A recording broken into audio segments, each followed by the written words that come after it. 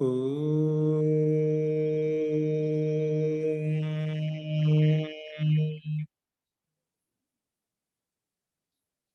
సహనావవతు సహనౌ భునక్తు సహ వీర్యం కరవావహై తేజస్వినావదీతమస్తు మా విద్విషావహై. ఓం శాంతి శాంతి శాంతి.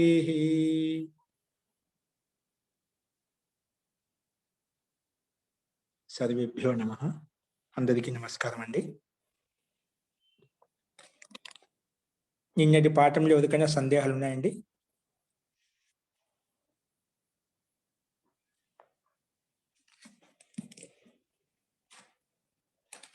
నిన్నటి పాఠంలో కానీ అంతకన్నా ముందు జరిగిన పాఠాలలో ఎవరికి ఏ సందేహం ఉన్నా అడగండి.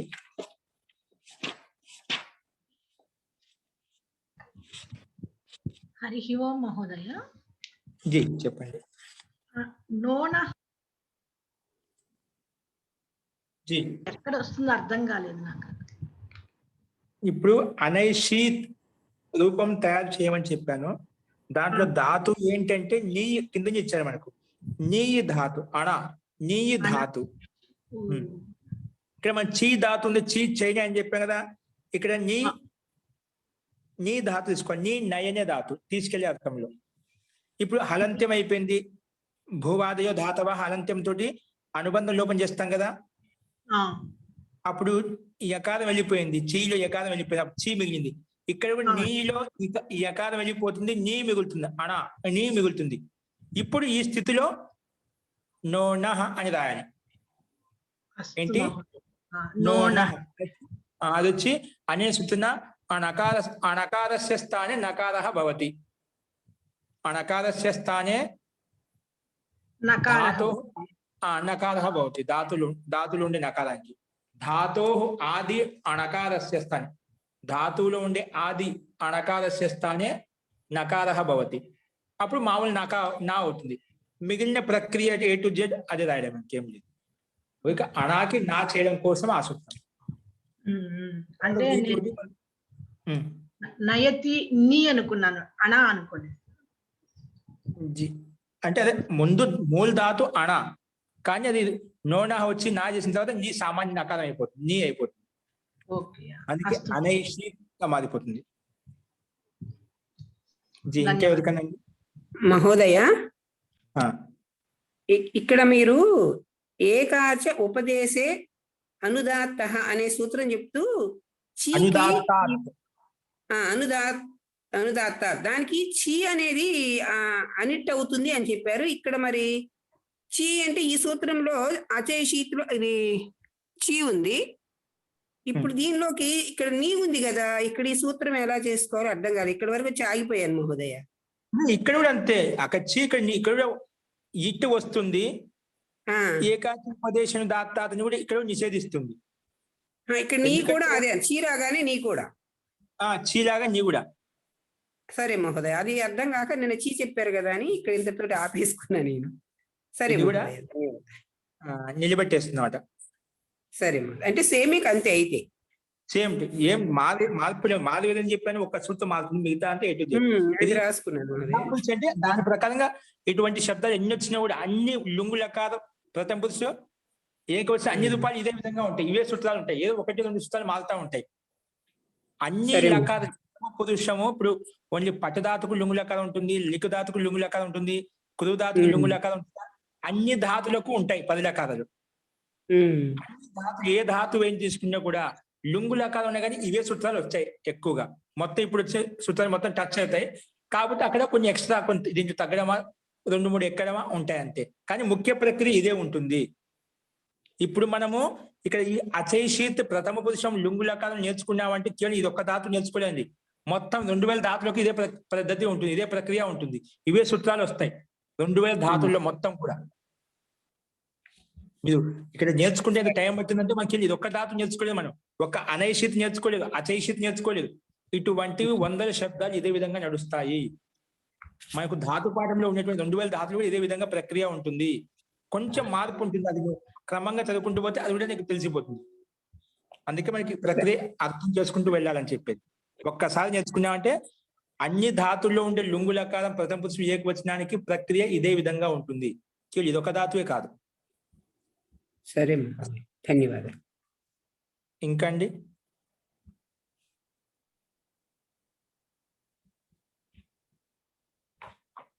అస్తు అండి. ప్రకృతమనుసరామః. నిన్న మనము అచైషీత్ చెప్పుకున్నాము, దానికి సమానంగానే అనైషీత్ కూడా చెప్పాను, అదే విధంగా రాసుకోండి అని చెప్పాను. ఇక్కడ ఏం మారుతుందంటే నీ ప్రాపణ్య నీ నైన్య ధాతు తీసుకెళ్లే అర్థంలో ఉంది. అనైషీత్ అంటే అతడు తీసుకెళ్ళాడు, అది దాని యొక్క మీనింగ్. ఇక్కడ నీ ధాతు తీసుకున్నాము, నీ ధాతులు ఇక్కడ అనుబంధం లోపం చేసిన తర్వాత ఈ మిగులుతుంది, నీ మిగులుతుంది. ఆ అణాలో ఉండే ఇకారం అని అణా ఉంది స్టార్టింగ్ లో. నోనహ అనే సూత్రం వచ్చేసి అణాకారంలో ఉండే ధాతులో ఉండేటువంటి ఆది అణకారానికి నో నహ అణకారానికి నకారం చేస్తుంది అని చెప్పాను. అదొకటి మారింది, మిగిలిన ప్రక్రియ అంతా ఇదే విధంగా రాసుకున్నాము. ఇప్పుడు దానికి సమానంగానే సేమ్ ఇంకొక రూపం చెప్పాడు. ఏ రూపము? అలావీత్. ఏంటండి? అలావీత్. ఇది కూడా అచైషిత్ కి సమానంగానే ఉంటుంది. కాకపోతే ఇదేంటంటే మనం పైన చెప్పుకున్న 2 ధాతులు చి చైన్య ధాతు, నీ నైన్య ధాతు. అంటే రెండిట్లో అక్కడ చి నీ అన్నిట్లో రెండిట్లో ఇకారం ఉంది. ఇక్కడే ఉంది అలావీత్. అలావీత్ లూయి ధాతు అంటే ఉకారం ఉంది, లూయి ధాతు. ఈ ఉకారంతో కూడుకునే ధాతు వచ్చినప్పుడు లుంగు లకారం ప్రథమ పురుషం ఏకవచన రూపం ఎలా ఉంటుంది అది ఇప్పుడు ఈరోజు చూద్దామండి. అందుకే హెడ్డింగ్ పెట్టుకోండి, అలావీత్. అలావీత్ అని హెడ్డింగ్ పెట్టుకోండి. ఇప్పుడు ఈ రూపం వచ్చిన తర్వాత మీకు, ఎందుకంటే అదే విధంగా ఉంటుంది కాబట్టి ఇప్పుడు మొత్తం క్లారిటీ అయిపోతుంది. మనం చెప్పుకున్న అచైషిత్ రూపం కూడా దీంట్లో క్లారిటీ వచ్చేస్తుంది ఇది విన్న తర్వాత ఖచ్చితంగా అందరికీ కూడా. ఓకే అండి. రూపం ఏంటండి? పీడిఎఫ్ ముందు పెట్టుకోండి, పరిశిష్టం ముందు పెట్టుకోండి, తప్పులు లేకుండా. పరిశిష్టం లేకపోతే ఒకసారి పంపించండి, ఎవరన్నా లేని వాళ్ళు చూసుకుంటారండి. ప్రతి ఒక్కరు మీ దగ్గర పుస్తకాలు ఉన్న వాళ్ళు పరిశిష్టం పెట్టుకోండి. మిగిలిన 2 భాగాలు 2 భాగాలు మీ దగ్గర పెట్టుకోండి. అస్తు. అలావీత్ రూపం ఏంటండి? అది అలావీత్. లూయి లకారము ప్రథమ పురుషం, లూయి లకారంలో లుంగు లకారంలో ప్రథమ పురుషం ఏకవచన రూపం అండి. అక్కడ అచైషీత్ అనేది లుంగు లకారం ప్రథమ పురుషం ఏకవచనం కదా. అదేవిధంగా లూయి ధాతుతో తయారైన శబ్దం ఇది. ఇది లుంగు లకారం ప్రథమ పురుషం ఏకవచనం, లూయి ధాతుకి ఈ రకంగా తయారవుతుంది, అలావీత్ అని. అలావీత్ అంటే ఏమిటి? అతడు కోశాడు. ఏంటండి? కోయటం. అలావీత్ ఛేదించడం, చిన్న భిన్నం చేయడం, దాన్ని అలావీత్ అంటాం. ఏమంటామండి? అలావీత్ అంటే కోసేశాడు లేదా చిన్న భిన్నం చేశాడు, ఇలాంటి అర్థంలో. ఇదేలా ఎప్పుడు చిన్న భిన్నం చేశాడు? ఈ రోజు చిన్న భిన్నం చేశాడు, ఈ రోజు చిన్న భిన్నం చేసే అర్థంలో అలావీత్ని ఉపయోగిస్తాం. లుంగు లకారం అంటే చెప్పాం కదా, లుంగు లకారం అద్యతన భూతకాలం అంటే ఈ రోజు జరిగిపోయినటువంటి భూతకాలం చెప్పేటప్పుడు లుంగు లకారాన్ని ఉపయోగిస్తాం. ఆ లుంగు లకారంలో ప్రథమ పురుషం ఏకవచనం అలావీత్. అలావీత్ ధాతువు ఏంటంటే లూయి ఛేదనే ధాతు, ఛేదించడం, ముక్కలు ముక్కలు చేయడం, ఇంకా కోయటం, కోసే అర్థంలో. ఛేదించడం, కోయటం అర్థంలో. అందుకే అతడు కోశాడు లేదా అతడు ఛేదించాడు ఏదని చెప్పుకోవచ్చు. దాని మీనింగ్ రాసుకోండి. ఇప్పుడు హెడ్డింగ్ పెట్టుకోండి, లూయి ఛేదనే ధాతు. ఏ ధాతు అండి? లూయి ఛేదనే ధాతు. లూయి ధాతు ఛేదనే బ్రాకెట్లో పెట్టుకోండి. దాని మీనింగ్ అండి. ఛేదనే అంటే ఛేదించడం లేదా కోయటం, దాని మీనింగ్.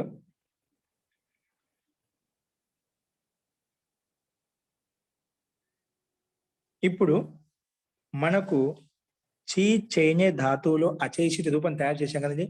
ఇక్కడ కూడా కేవలం చీ స్థానంలో ఏం పెడతాము? లూయి పెడతామండి. చీ స్థానంలో ఏం పెడతాము? కేవలం లూ ధాతు పెడతాం. చీ చైనే ధాతు స్థానంలో లూయి ఛేదనే అనే ధాతు తీసుకొచ్చి పెడతాం. అదంతా రాసినంత ప్రక్రియ మొత్తము ఎంతవరకు? ఆర్ధధాతుకం శేష అని ఉంది కదా, అంతవరకు ఒకటే ప్రక్రియ వస్తుందండి. ఏంటి? ఒకటే ప్రక్రియ. ఇక్కడ అచైషీత్లో మనకు ఇట్ ఆగం ఏ సూత్రం తీసుకొస్తాము? ఇట్ ఆగము ఏ సూత్రం తీసుకొస్తుంది? అచైషితిలో ఇట్టు వస్తుంది చెప్పాం కదా, ఇట్టు ప్రాప్తమవుతుంది. ప్రాప్తమవుతుంటే నిలబెడుతుంది ఎవరు? ఏకాచ ఉపదేశేను దాత్తాత్. నిలబెట్టేసిందా? అది ఇట్టు చేస్తాను అంటే నిలబెట్టేసింది. ఇక్కడ ఈ సూత్రం ఏంటంటే ఇక్కడ నిలబెట్టరు. ధాతుపాఠంలో మహర్షి పాణిని ఈ లూయి ధాతును అనిటని చెప్పలేదు. ఇది ఇట్టు ధాతు అంటే ఇక్కడ ఇట్టు వస్తుంది, ఇట్టు వస్తుంది. కాబట్టి ఇక్కడ ఏకాచ ఉపదేశేను దాత్తాత్ అనేది సూత్రం రాదు. ఆర్ధధాతు కస్యేడు వలాదేహి అనే సూత్రం వచ్చేసి ఇక ఇట్టు చేస్తుంది. ఏం చేస్తుందండి? ఇట్టు చేస్తుంది. తర్వాత మనం తకారానికి కూడా ఈటి తెచ్చుకున్నాం. ఆ రకంగా ఆర్ధధాతుకానికి ఇట్టు ప్రత్యయం వస్తుంది. తర్వాత సార్ధాతుకానికి కూడా ఈటి తీసుకొస్తాం. అంటే రెండిట్లో ఈ కాలం వస్తుంది. వచ్చినప్పుడు రూపం తయారవుతుంది. మిగిలిన రూపం అంతా సేమ్ దాని లెక్కనే. ఒక్క సూత్రం మారింది. మారటం ఏం లేదు. ఏకాచ ఉపదేశేను దాత్తాత్ అనే సూత్రము ఇట్టు ప్రాప్తం అవుతుంటే, ఇట్టు వస్తాను అంటుంటే, ఇది ధాతుపాఠంలో మహర్షి పాణిని దీన్ని అనిటని చెప్పాడు, ఇట్టు రాదని చెప్పాడు. కాబట్టి ఇక్కడ ఇట్టు రాదు అని చెప్పి డిక్లేర్ చేశాడు అన్నమాట. స్పష్టంగా చెప్పాడు. ఇక్కడ ఏముంటుంది? లూయి చేరిన ధాతులో ఇలా ధాతుపాఠంలో మహర్షి పాణి దీన్ని అన్నిటి ధాతు అని చెప్పలేదు, ఇట్టు రాదని చెప్పలేదు, ఇట్టు వస్తుందని చెప్పాడు. ఇట్టు వస్తుందని చెప్పాడు కాబట్టి ఇక్కడ ఏకాచ ఉపదేశం దాత సూత్రం రాలేదు. అందుకే అదొక్కటి తీసేసి మిగిలిన ప్రక్రియ అంతా కూడా A to Z దానికి సమానంగా నడుస్తుంది. మొత్తము దానికి సమానంగా నడుస్తుంది. ఎక్కడ వస్తుంది మార్పు? ఆ మార్పు ఒకటి చెప్తాను. ముందు హెడ్డింగ్ పెట్టి రాసుకోండి. ఒక్క సూత్రం వచ్చింది. ఆ ఒక్క సూత్రం లాస్ట్ లో ఉంది, అది చూపిస్తాను. అంతకు రాసుకోండి. అలా వీతని పెట్టాం కదా, మెయిన్ హెడ్డింగ్ పెట్టుకోండి. అలా వీత్ అంటే అతడు కోశాడు లేదా ఛేదించాడు, ఇది పెట్టుకుంటారు. సైడ్ ని రాసుకోండి. చెయ్యి చేయనే అని ఏ విధంగా రాసిన దాని స్థానంలో లూయి ఛేద్ అనే రాయండి. లూయి ఛేద్ అనే ధాతు. ఇక్కడ నేను ఓన్లీ సూత్రాలు రాసుకోండి. ప్రక్రియ అంతా ముందు రాసుకున్నాం కదా, మళ్ళీ రాసుకోవాల్సిన అవసరం లేదు. రాసుకుంటారా? మళ్ళీ అవసరం లేదంటారా? అవసరం లేదు మహోదయ. అవసరం లేదు కదా, ఎందుకంటే సేమ్ టు సేమ్ ఎక్కడైతే మార్పు ఉంటుందో ఆ మార్పు ఒకటి రాసుకోండి అంతే. ఎక్కడైతే మార్పు ఉంటుందో అది నేను చెప్తాను. ఏంటండి? రాసుకుంటాం మహోదయ. అదే ఓన్లీ సూత్రాలు చెప్తే సూత్రాలు రాస్తుంది. దాని మీనింగ్ దాంట్లో ముందు చెప్పినదే అన్నమాట. ఒక్కటి కూడా మార్పు ఉండదు, సేమ్ టు సేమ్ ఉంటుంది. అయినా ఓన్లీ సూత్రం రాసుకోండి. ఓకేనా?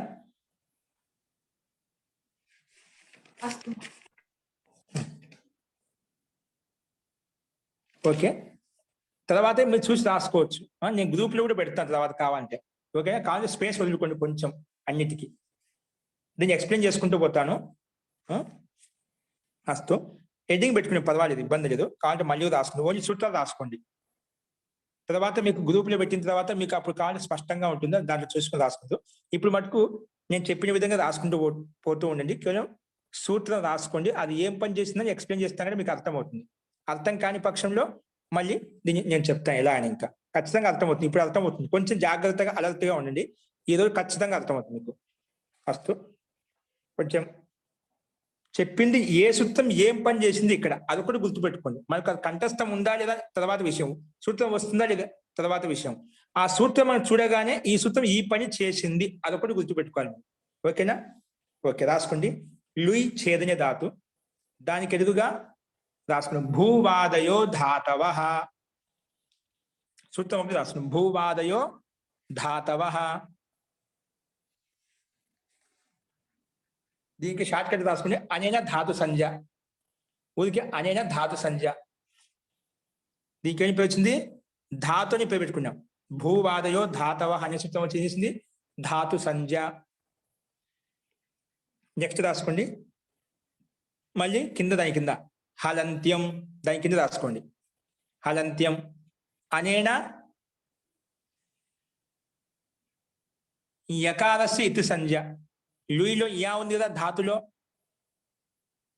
ధాతులు యా ఉంది కదా, ధాతో అంతిమ యకారస్య ఇతి సంజ్ఞ. హలంత్యం రాసి దానికి ఏదొస్తా అనేన అంటే ఈ సూత్రం ద్వారా, అనేన అంటే ఈ సూత్రం చేత అని అర్థం. అనేన ధాతో అంతిమ యా, లూయిలో యా ఉంది కదా, లూయి ధాతు యా పంచమాక్షరం చర్చ జజ యా ధాతో అంతిమ యా యకారస్య ఇత్ సంజ్ఞ అంటే ఇత్ సంజ్ఞ భవతి. ఇత్తని పెట్టగానే వస్తుంది. ఇంకిత రాసుకోండి. తస్య లోపః అదర్శనం లోపః. ఓకేనా? తస్య లోపః అదర్శనం లోపః. అప్పుడు ఏమవుతుంది? లోపం చేశారు కదా, యకారానికి ఇత్తని పేరు పెట్టుకున్నాము. ఇత్తని పేరు పెట్టుకోగానే తస్య లోపం వచ్చేసి లోపం చేసింది. లోపం అంటే ఏమిటన్నప్పుడు అదర్శనం లోపః వచ్చి చెప్పింది. కాబట్టి లోపం చేసి అప్పుడు ఏం మిగిలింది మనకు? ఏం మిగులుతుంది? లూ మిగిలిందండి. దీర్ఘ ఊకారం ఉంది. లూయి అనే ధాతువులో యకారం వెళ్ళిపోయింది, లూ మిగిలింది. ఓకేనా? లూ మిగిలింది. దాని కింద రాసుకోండి లూ అని. లూ అని మిలిగానే దానికి ఎదుగునే బాణం గుర్తు ఇచ్చేసి భూతే భూతే భూతే. ఇదేంటి? అధికార సూత్రం. ఏంటి? అధికార సూత్రం. ఇదం అధికారం సూత్రం. ఓకే. అస్మిన్ అధికారే, ఈ భూతాకి అధికారం ఏముందంట రాసుకోండి. లుంగు. దాని కింద రాసుకోండి లుంగు. మా స్థితి ఏంటి? లూ ధాతు. దానికి ఎదుగు రాసుకుంటారు. భూతే ఇదం అధికార సూత్రం. ఇది అధికార సూత్రం రాసుకున్నారు. దాని కింద మళ్ళా లుంగ్. అధికారం ఏముందంట? లుంగు సూత్రం. లుంగు సూత్రం వచ్చేసింది. ఇదేమంటుంది? అనేన సూత్రేనా, అనేన సూత్రేనా లుంగి పరతః అనేన धातोः लुङ् भवति. अनेन भूतकाले अर्थे धातोः लुङ् प्रत्ययः भवति. अनेन धातोः भूतकाले अर्थे लुङ् भवति. भूतकाले अर्थे అంటే భూతకాల అర్థంలో लुङ् प्रत्ययः भवति. अनेन धातोः భూతకాలే అర్థే లుంగ్ భవతి. భూతకాల ధాతు చేత భూతకాలం అని చెప్పడం కోసం లుంగ్ వచ్చిందంట. ఏమొచ్చింది? లుంగ్ వచ్చింది చెప్పింది కదా. ఏ కాలం లుంగ్ ఎందుకు వచ్చింది? భూతకాలం అని చెప్పడం కోసం వచ్చింది. ఇప్పుడు నేను ఏదో చెప్తున్నా అండి, ఈ సూత్రం ఉంది కాబట్టి నేను చెప్పానండి. మీకు చెప్పానా? లట్ అంటే వర్తమాన కాలము, లిట్ అంటే పరోక్ష భూతకాలము, అదేవిధంగా లుంగ్ అంటే అద్యతన భూతకాలం, ఈరోజు చెప్పేటువంటి భూతకాలం అని చెప్పి నాకు ఈ లుంగ్ సూత్రం ముందు చదువుకున్నాను కాబట్టి చెప్పాను మీకు. ఇది అద్యతన భూతకాలం అని చెప్పి ఈ సూత్రం ప్రకారంగా. అస్తు. అనేనా ధాతో భూతకాలే అయితే లుంగ్ ప్రత్యయ భవతి. రాసుకో. లుంగ్ భవతి అని కదా ఖచ్చితంగా చేయాలి. అందుకే లూ పక్కన ఏమొస్తుంది? లుంగ్ వస్తుంది. కానీ దానికంటే ముందు ప్రత్యయ పరశ్చ కూడా పెట్టండి. లుంగ్ భవతి అని చెప్పాడు. ధాతో భూతకాలే అర్థే లుంగ్ భవతి అని చెప్పాం. ఆ లుంగ్ అంటే ఏమిటి అంటే దాని కింద ప్రత్యయ. అనేనా లుంగ్ ఇత్యేసే ప్రత్యయ సంజ్ఞ. అనేనా లుంగ్ ఇత్యేసే ప్రత్యయ సంజ్ఞ. లుంగ్ ఇత్యేసే ప్రత్యయ సంజ్ఞ. కింద మన పరశ్చ సూత్రం రాయండి. పరశ్చ అనేనా ధాతోః లుంగ్ భవతి. ధాతోః లుంగ్ భవతి. ధాతోః పరే లుంగ్ భవతి. ధాతోః పరే లుంగ్ భవతి. ధాతుకు పక్కన లుంగ్ వస్తుంది. అనేనా ధాతోః పరే లుంగ్ భవతి. ఏమంటుంది? ధాతోః పరే లుంగ్ భవతి. ధాతుకి పరే అంటే పక్కలో, కానీ తెలుగులో రాసుకుని ఎక్కడ అర్థం కాని చూడ. అనేనంటే ఈ సూత్రం చేత ధాతువు చేత పరే అంటే పక్కలో, ధాతుకి పక్కలో లుంగ్ వస్తుంది. అందుకే ప్రత్యయం అంటే ప్రత్యయం పేరు పెట్టింది లుంగుకి. ఆ ప్రత్యయం ఎక్కడ కూర్చోవాలంటే పరశ్చ, ధాతుకి పక్కలో కూర్చుంటుంది. ధాతోః పరే భవతి. అనేనా పరశ్చ సూత్రం ఏంటి? దాని మీనింగ్ ధాతోః పరే భవతి. ప్రత్యయ ధాతోః పరే భవతి. ప్రత్యయం అనేది ధాతుకి పక్కలో వస్తుంది. అందుకే పక్కన పెట్టండి, కూర్చోబెట్టండి పక్కలో. ఏముంది ఇప్పుడు మనకు? లూ లుంగ్. ఓకేనా? లూ లుంగ్. అది సైడ్ రాసుకుంటాం లూ లుంగ్ అనేది. దానికి ఎదురుగా బాణం గుర్తించి రాసుకోండి. దానికి ఎదురుగా బాణం గుర్తు పెట్టి రాసుకోండి. పరిశిష్టం ముందు పెట్టుకోండి. మొత్తం అదే అచైషీతి రూపాన్ని మళ్ళీ రిపీట్ చేస్తున్నా, షార్ట్ కట్ రాపిస్తున్నాను మీకు. ఏ సూత్రం ఏ పని చేసిందని చెప్పి. అందుకే కొంచెం జాగ్రత్త గమనించండి. ఇప్పుడు ఏంటి? చీ లుంగ్ అన్నాం, ఇక్కడ లూ లుంగ్ అంటున్నాం అంతే. ఇక్కడ లూ లుంగ్. దానికి ఎదురుగా రాసుకోండి. మళ్ళా దానికంటే ముందు లహ కర్మణి చ భావే చా కర్మ కేభ్యవు చెప్పాడు. సార్ రాసుకోండి. లహ కర్మణి చ భావే చా కర్మ కేభ్యః.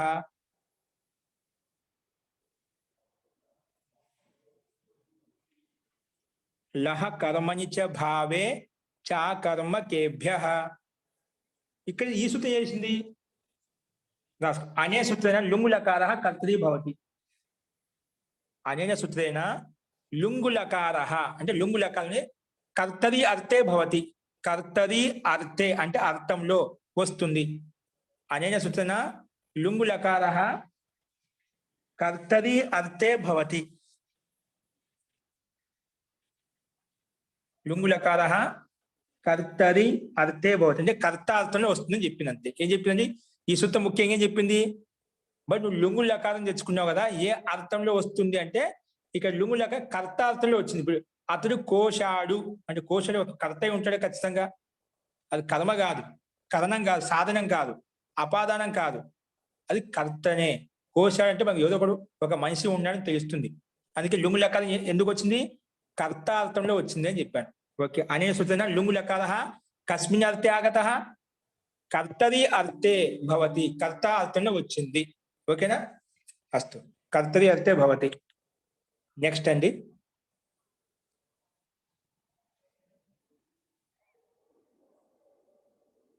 తర్వాత మళ్ళా లుంగు రాగానే గుర్తుపెట్టుకు. ఇది ఎప్పుడు వస్తుంది అన్నమాట. ఇదొక్క లకారం కాదు, అన్ని ధాతులు అన్ని లకారాలు అన్ని లుంగు లకారం అంటే అన్ని ధాతుల్లో లుంగు లకారం ఏదైతే ఉందో అన్నిటికీ వస్తుంది అన్నమాట. లుంగు రాగానే పరిగెత్తుకుంటూ వస్తుంది. ఏ సూత్రము? శ్రీ లుంగి రాయండి. మనకు శ్రీ లుంగు ఉంది. లుంగు ఎదుగుగా మన బాణం గుర్తు చేసి శ్రీ లుంగు అది దానికి అదే సైడ్న వస్తూ ఉంటాయండి ప్రక్రియ. శ్రీ లుంగు సారీ శ్రీ లుంగి.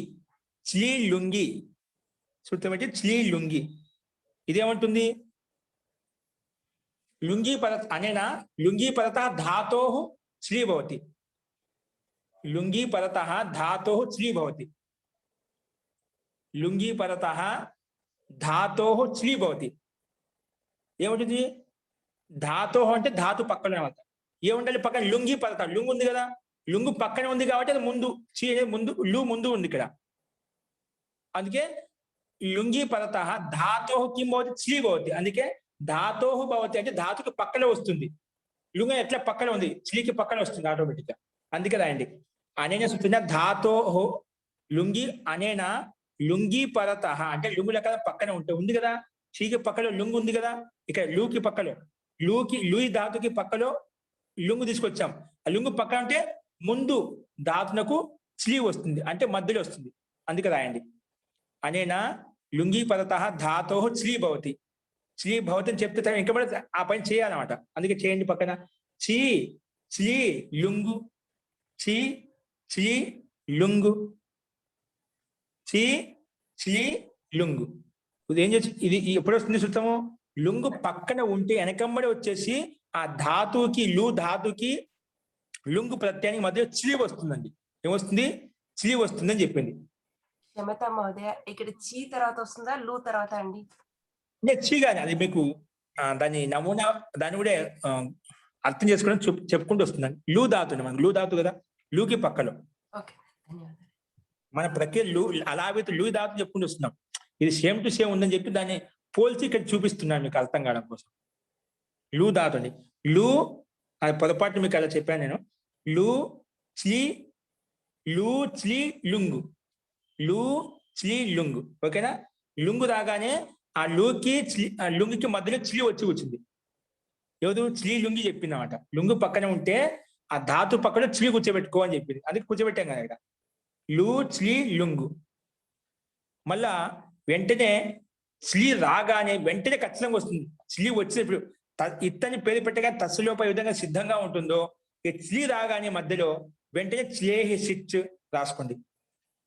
లూ శ్రీ లుంగుకు ఎదురుగా బాణం గుర్తిచ్చేసి బాణం గుర్తిచ్చి శ్లేహి సిచ్ శ్లేహి సిచ్ శ్లేహి సిచ్ శ్లేహి సిచ్. ఇదేమంటుంది? శ్రీ ఎప్పుడు వచ్చినా కూడా శ్రీ కనిపిస్తే చాలు. శ్రీ కనిపించిననుకో లుంగు లకారం పక్కన ఉంటే ముందు శ్రీ కనిపించిననుకో వెంటనే ఆ శ్రీ స్థానం స్విచ్ చేసేస్తుంది. శ్రీ స్థానంలో పక్కన ఏముందా ఏమో అడగదు అంటే చ్లీ వచ్చింది అంటే ఖచ్చితంగా సిచ్ కూడా వస్తుంది.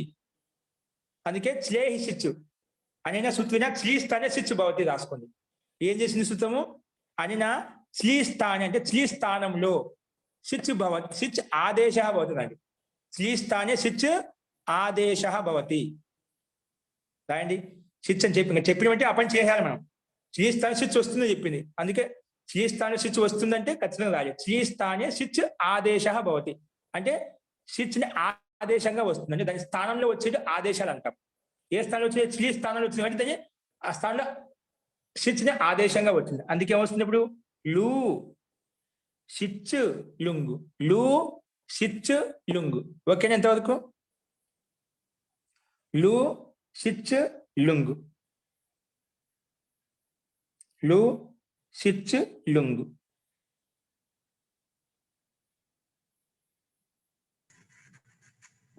ఓకే అండి. చెప్పండి మహోదయ. ఒకసారి హలంత్యం తర్వాత తస్యలోపాకి మధ్యలో ఒకటి చెప్పారు కదా మహోదయ, సార్ చెప్తారా మహోదయ? తస్యలోప అదృశ్యలోప ఏముంది? తస్యలోప అంటే లేకపోతే అదృశ్యలోప వచ్చేస్తుంది. లోప అంటే ఏమిటంటే అదృశ్యలోప వచ్చి చెప్తుంది. తస్యలోప లోపం చేసే, లోపం అంటే ఏమిటి? అదర్శనం లోప అంతే. ఓకే, సూత్రం రాయండి. మహోదయ ఇప్పుడు ఇక్కడ సిచ్ అంటున్నారు కదా, తాళవేషకారం రాసుకోవాలి మహోదయ, దంత సకారం రాసుకోవాలి మహోదయ? దంత సకారం సిచ్. సరే మహోదయ. స్లేహి సిచ్ సూత్రం చెప్తుంది కదా, పరిశిష్టం ముందు పెట్టుకో. అందుకే స్లేహి స్థానే సిచ్ సూత్రంలో ఉంది స్పష్టంగా. స్లే షష్ఠీ భక్తి ఏకవచనము, సిచ్ ప్రథమ భక్తి ఏకవచనము. స్లేహి స్థానే సిచ్ భవతి సూత్రాన్ని దగ్గర పెట్టుకోండి. మేము పరిశిష్టం ముందు పెట్టుకుంటే మీకు ఆయన స్పష్టంగా ఉంది, సూత్రం ఉంది. అచైషిత్ రూపాన్ని ముందు పెట్టుకోండి, అచైషిత్ అనే రూపాన్ని ముందు పెట్టుకోండి. ఓకేనా? ఓకే అండి. ఇప్పుడు మనం అనుబంధం ఇక్కడ ముందు చేసాము, అనుబంధం తర్వాత చేద్దాం. ఓకేనా? అది మన ఇష్టం, ఎక్కడ ముందు వెనక ముందు చేసుకోవచ్చు అండి, వెనక ముందు చేసుకోవచ్చు, ఇబ్బంది లేదు. తర్వాత అన్ని కిందికి వచ్చినా చేసుకుందాము, అన్ని ఒకేసారి వెళ్ళిపోతాయి. ఓకే. ఇప్పుడు లూ సిచ్ లుంగు. ఓకేనా? లూ సిచ్ లుంగు. కాబట్టి ఇక్కడ మనం లుంగుల ముందు లా కాదు కాబట్టి అనుబంధం లోపం చేసుకున్నాం. ఓకే, రాసుకోండి. దానికి ఎదుగునే బాణం గుర్తు ఇచ్చేసి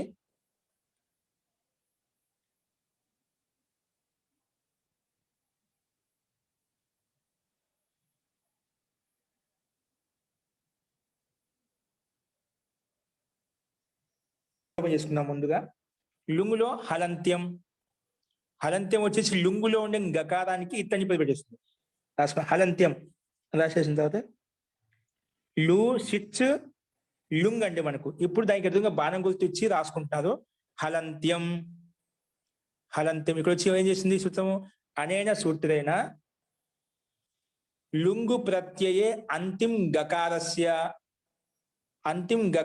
ఇత్ సంజ్ఞా భవతి, ఇత్ సంజ్ఞా భవతి. క్షమితం మహోదయ, లాస్ట్ టైము సిచ్చు లింగు రెండిట్లో కూడా రెండిట్లకి ఒకసారి అనుబంధ లోపం చెప్పారు మహోదయ. అది ఇక్కడ చేసేద్దామంటారా? చేసేద్దామండి. ఓకే, ఇక్కడ రాసుకుని వేసుకున్నాం. అనే సూచన లుంగు ప్రత్యయే అంతిమ గకారస్య ఇత్ సంజ్ఞా భవతి. పునః అంటే లుంగు లకారంలో ఉండే అంతిమ గకారానికి ఇతని పేరు పెట్టింది సూత్రం. తర్వాత చేసి మళ్ళీ పునః అంటే మళ్ళీ సిచ్ ప్రత్యయ అక్కడ రాసుకోండి. సిచ్ ప్రత్యయ అంతిమ చకారస్య అపి ఇత్ సంజ్ఞా భవతి రాయండి. పునః సిచ్ ప్రత్యయే అంటే సిచ్ ప్రత్యయంలో అని అర్థం. సిచ్ ప్రత్యయ అంటే ఏంటి? సప్తమి భక్తి ఏకవచనం. సప్తమి భక్తి ఏకవచనం ఏమో అర్థం చెప్తాం మనం, లోపల అందున కదా, అందుకే అదే చెప్తున్నాం. సిచ్ ప్రత్యయే అంటే సిచ్ ప్రత్యయంలో అంతిమ చకారస్య చ్ ఉంది కదా, సిచ్ చకారానికి సిచ్ ప్రత్యయే అంతిమ చకారస్య ఇత్ సంజ్ఞా భవతి. ఇత్ అని పేరు పెట్టుకున్నాం, ఇత్ అని పేరు వస్తుంది. ఓకేనా? ఓకే అండి. ఈ రెండింటికి ఈ సూత్రం వచ్చేసి అంతిమ సిచ్కి అంతిమంలో చా ఉంది కాబట్టి ఇత్ అని పేరు పెట్టింది. లుంగులో లుంగు ప్రత్యయాన్ని కూడా అంతిమంలో గా ఉంది కాబట్టి ఇది ఇత్ అని పేరు పెట్టింది. రెండింటికి పెట్టింది అన్నమాట. రెండింటికి ఇత్ అని నామకరణం చేసి వెళ్ళిపోయింది. ఓకే, నెక్స్ట్ రాసుకోండి. ఉపదేశే అజనునాసిక ఇత్. ఉపదేశే అజనునాసిక ఇత్. ఇది వచ్చి చేసింది రాసుకో. అనేన లుంగు ప్రత్యయే అంటే అనేన అంటే అనేన సూత్రేణ. అనేన సూత్రేణ లుంగు ప్రత్యయే ఉకారస్య ఊకార పైన అర్ధసంధాక బిందువులు పెట్టుకోండి. లుంగులో ఊ ఉంది కదా, ఆ ఊ పైన అర్ధసంధాకార బిందువులు పెట్టుకోండి. లుంగు ప్రత్యయే అంటే లుంగు ప్రత్యయంలో ఉకారస్య అంటే ఉకారానికి, ఉకారస్య అంటే షష్ఠి భక్తి కి అనిపించింది. లుంగు ప్రత్యయే అంటే లుంగు ప్రత్యయంలో ఉకారస్య అంటే ఉకారానికి ఇత్ సంజ్ఞా భవతి. ఇది లుంగు ప్రత్యయంలో ఉండే ఉకారానికి ఏం పేరు పెట్టిందండి? ఇత్ అని పేరు పెట్టింది. లుంగులో ఉండి చకారానికి ఇత్ అని పేరు పెట్టినాం, ఉకారానికి పెట్టుకోలేదు కదా, ఈ సూత్రం వచ్చి పెట్టింది అనమాట. అచ్చులకైతే ఈ సూత్రం వస్తుందన్నమాట. అనేనా లుంగు ప్రత్యయే ఉకారస్య, లుంగు ప్రత్యయం ఉండే ఉకారానికి మాత్రమే ఉకారం, దానిపైన అర్ధసంధాక బిందువులు పెట్టుకొని చెప్పాను. దానికి లుంగు ప్రత్యయ ఉకారస్య ఇత్ సంజ్ఞా భవతి. కావాలంటే దీనికి ఏం కలుపుకుంటే లుంగు ప్రత్యయంలో అనునాసిక ఉకారస్య అని పెట్టుకో. అనునాసిక యాడ్ చేసుకోండి. కావాలంటే అనునాసిక అర్ధసంధాక అనునాసిక అంటాం కదా, అందుకే అది కూడా స్పష్టంగా వచ్చేస్తుంది. లుంగు ప్రత్యయే అనునాసిక అనే పదం యాడ్ చేసుకోండి. అనునాసిక ఉకారస్య ఇత్ సంజ్ఞా భవతి. ఓకేనా? పునః మళ్ళీ సిచ్ ప్రత్యయే అపి, సిచ్ ప్రత్యయే అపి అంటే సిచ్ ప్రత్యయంలో కూడా, ప్రత్యయ అంటే ప్రత్యయంలో, అపి అంటే కూడా. అనేనా ఏది సిచ్ పునః సిచ్ ప్రత్యయే అపి, పునః సిచ్ ప్రత్యయే అపి, సిచ్ ప్రత్యయంలో కూడా అనునాసిక ఇకారస్య ఇత్ సంజ్ఞా భవతి. అనునాసిక ఇకారస్య ఇత్ సంజ్ఞా భవతి. ఓకేనా? ఉపదేశే అనేన సూత్రేణ లుంగు ప్రత్యయే ఉకారస్య ఇత్ సంజ్ఞా అనునాసిక ఉకారస్య ఇత్ సంజ్ఞా భవతి. పునః మళ్ళీ సిచ్ ప్రత్యయంలో కూడా, సిచ్ ప్రత్యయే అపి, సిచ్ ప్రత్యయంలో కూడా అనునాసిక ఇకారస్య ఇత్ సంజ్ఞా భవతి. అనునాసిక ఇకారానికి ఇత్ అని పది వస్తుంది. ఇక్కడ ఈ పైన అర్ధసంధాకార బిందు పెట్టుకోండి. సిచ్ లో ఉండే ఈ ఉందిగా, ఈ పైన అర్ధసంధాకార బిందు పెట్టుకోండి. ఓకేనా? అనునాసిక ఇకారస్య ఇత్ సంజ్ఞా భవతి. సరే, ఈ రకంగా మొత్తం ఎన్ని ఇత్తులైనా మనకు? 2 హల్లులకు 2 అచ్చులకు మొత్తం 4 ఇత్తులు పేరు పెట్టుకున్నాం. హలంత్యం అనే సూత్రం వచ్చేసి లుంగులో ఉండే గకారానికి, సిచ్లో చకారానికి ఇత్తని పేరు పెట్టి వెళ్ళిపోయింది. ఉపదేశే అనునాసిక ఇత్తు వచ్చి ఏం చేసింది? ఇది అచ్చులకు పెట్టింది. లుంగులో ఉండే ఉకారానికి, సిచ్లో ఉండే ఇకారానికి ఇత్ అని పేరు పెట్టి వెళ్ళిపోయింది. నామకరణం చేసింది. ఏ నామకరణం? ఇత్ అని నామకరణం చేసి వెళ్ళిపోయింది. ఇలా ఇత్ అని పేరు పెట్టగానే ఎవరొస్తారు? తస్య లోపః. ఏంటి? తస్య లోపః అనే మాట మీద చెప్తున్నాను. దొంగ అని తెలియగానే ఏ విధంగా పోలీసు వస్తాడో, ఇక్కడ ఇత్ అని పేరు పెట్టగానే తస్య లోపః సిద్ధంగా ఉంటుంది అన్నమాట. అందుకే వచ్చి చేసింది, నువ్వు ఎవరికైతే ఇత్ అని పేరు పెట్టావో, ఏ వర్ణానికైతే, వాటన్నిటికి తస్య లోపః, వాటన్నిటికి లోపం చేయి. రాసుకుని కింద తస్య లోపః అనేనా అంటే ఈ సూత్రం చేత ఇత్ సంజకానాం లోపః భవతి అని. ఇక్కడ ఎందుకంటే 4 ఉన్నాయి. ఒకటంటే ఇత్ సంజకస్య అనేవాళ్ళం, రామస్య అనేవాళ్ళం. ఇత్ సంజకస్య 2 ఉన్నాయి. 2 ఇత్తులే ఉండింటేనా ఇత్ సంజకయో లోపః భవతి అని చెప్పేవాళ్ళం. 2 ఉండి ఉంటేనా. 2 కన్నా ఎక్కువగా ఉన్నాయి కాబట్టి ఇత్ సంజకస్య ఇత్ సంజకయో ఇత్ సంజకానాం రూపం నడిపించాలంటే. అందుకే చాలా ఉన్నాయి కాబట్టి అనేన సూత్రేణ ఇత్ సంజకానాం లోపః భవతి. ఎందుకంటే 2 కన్నా ఎక్కువగా ఉన్నాయి కాబట్టి అన్నిటికీ ఒకేసారి ముందు ఇత్ అని పేరు పెట్టుకుని లోపం చేసేస్తున్నాం. అందుకే అనేన సూత్రేణ ఇత్ సంజకానాం లోపః భవతి. లోపం చేసి, లోపం అంటే ఏం చేయాలి? నేను అదర్శనం లోపః రాసుకున్నా కింద. అదర్శనం లోపః పైన రాసుకున్నా. అనేన సూత్రేణ ఇత్ సంజకానాం లోపః భవతి. ఇత్ సంజ వర్ణాలకు లోపం అవుతుందని చెప్తున్నాం. మళ్ళీ కింద లోపం అంటే ఏమిటి? లోపం అంటే ఏం చేయమంటే నేను అదర్శనం లోపః. అదర్శనం లోప అనేనా అదర్శనస్య లోప సంజ్ఞా భవతి. అనేన అదర్శనస్య లోప సంజ్ఞా భవతి. దీని తాత్పర్యం అదర్శనం అంటే కనిపించకుండా చేసేదాన్ని లోపం అంటాం. అక్కడ కనిపించకుండా చేయాలి పైన, కింద మళ్ళీ కనిపించకుండా చేసి కింద రాయాలి మళ్ళీ. అప్పుడు పైన రాస్తాం, అది కింద కనిపించకుండా రాస్తాం అంతే. అప్పుడు ఏమొస్తుంది మనకు? లోపం చేస్తే మొత్తానికి అప్పుడు ఏమైంది? లు స్ ల్ అదేనా మిగిలేది లు లు లు అట్లే ఉంది. ధాతు లు ధాతు అలా ఉంది. దీనికి ఉకారం లు. సిచ్లో సా మిగిలింది. ఎందుకంటే చా పోయింది, ఈ పోయింది, సకాలం అసంతా మిగిలింది. తర్వాత లుంగులో కూడా గకారం పోయింది, ఇంకా ఉకారం కూడా వెళ్ళిపోయింది. వెళ్ళిపోతే ఉంది ఇల్లు మిగిలింది. ఇల్లు మిగిలింది. కాబట్టి రాసుకోండి ఏమొస్తుంది, చి లు స్వాది లు స్ ఇల్లు ఇల్లు లకారం. ఓకేనా? లకార హలంతం పెట్టండి. ఇప్పుడు దానికి ఎదురుగా రాసుకోండి లస్య. ఏంటది? లస్య ఇదం అధికార సూత్రం. ఇప్పుడు అధికార సూత్రం ఎందుకు? ఈ అధికారంలో వచ్చే సూత్రాలు ఏవైతే ఉన్నాయో, ఇప్పుడు ఇల్లు అన్నాం కదా, ఆ లకార స్థానంలో వస్తాయి. ఏ ప్రత్యయం వచ్చినా కూడా లస్య అధికారంలో ఉండే ప్రత్యయాలు ఏ వచ్చినా కూడా ఎక్కడ వస్తాయండి? శిశు స్థానంలో రావు, శ్రీ స్థానంలో రావు. వస్తే ఎక్కడ వస్తాయి? లకార స్థానంలో మాత్రం, ఇల్లు లకార స్థానంలో మాత్రమే వస్తాయి. లస్య అధికారంలో ఉండే ప్రత్యయాలు ఏ వచ్చినా కూడా ఎక్కడ రావాలి? లకార ఇల్లు లకార స్థానంలో మాత్రమే వస్తాయి. అంటే లా తీసేసి దాని స్థానం ఏదో ఒకటి ప్రత్యయం వస్తుంది. ఓకే, అందుకే లస్య ఇదం అధికార సూత్రం. అస్మిన్ అధికారం ఏముంది? అస్మిన్ అధికారే రాసుకుని మనం చెప్పిన ఇన్న టిప్ తస్ జీ, టిప్ తస్ జీ డాష్ డాష్ డాష్ పెట్టుకుని అక్కడ ఉండే రాసుకోండి. టిప్ తస్ జీ డాష్ డాష్ డాష్ పెట్టి మహింగ్. మహింగ్ అంటే లాస్ట్ది. అనేన సూత్రేణ, అనేన సూత్రేణ అష్టాదశ ప్రత్యయాః ప్రాప్తాః. అనేన సూత్రేణ లకార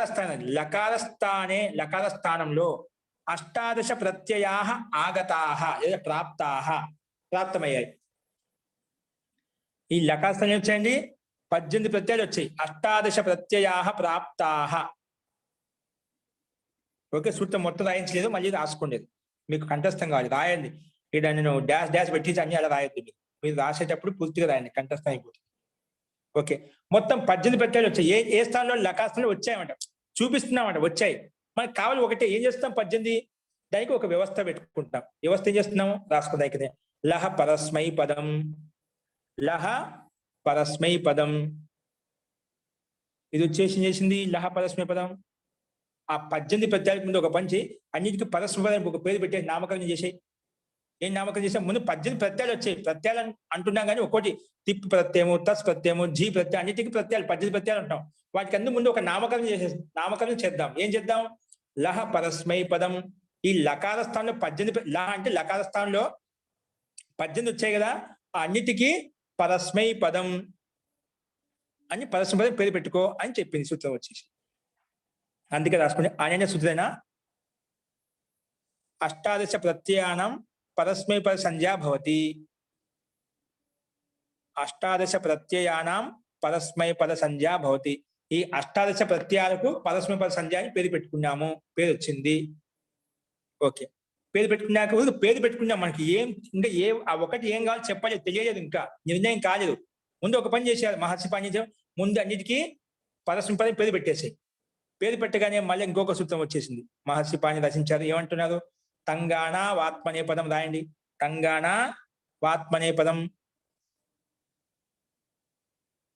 తంగాణ ఆత్మనే పదం,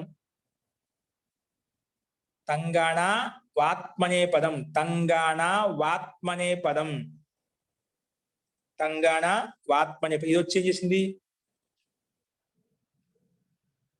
రాసుకుని తా ఇతి ఆరభ్య, అనేన తా ఇతి ఆరభ్య అంటే తకారం నుండి మొదలుకొని తా ఆతాం జ అక్కడి నుంచి మొదలుకొని తా ఇతి ఆరభ్య మహింగ్ పర్యంతం.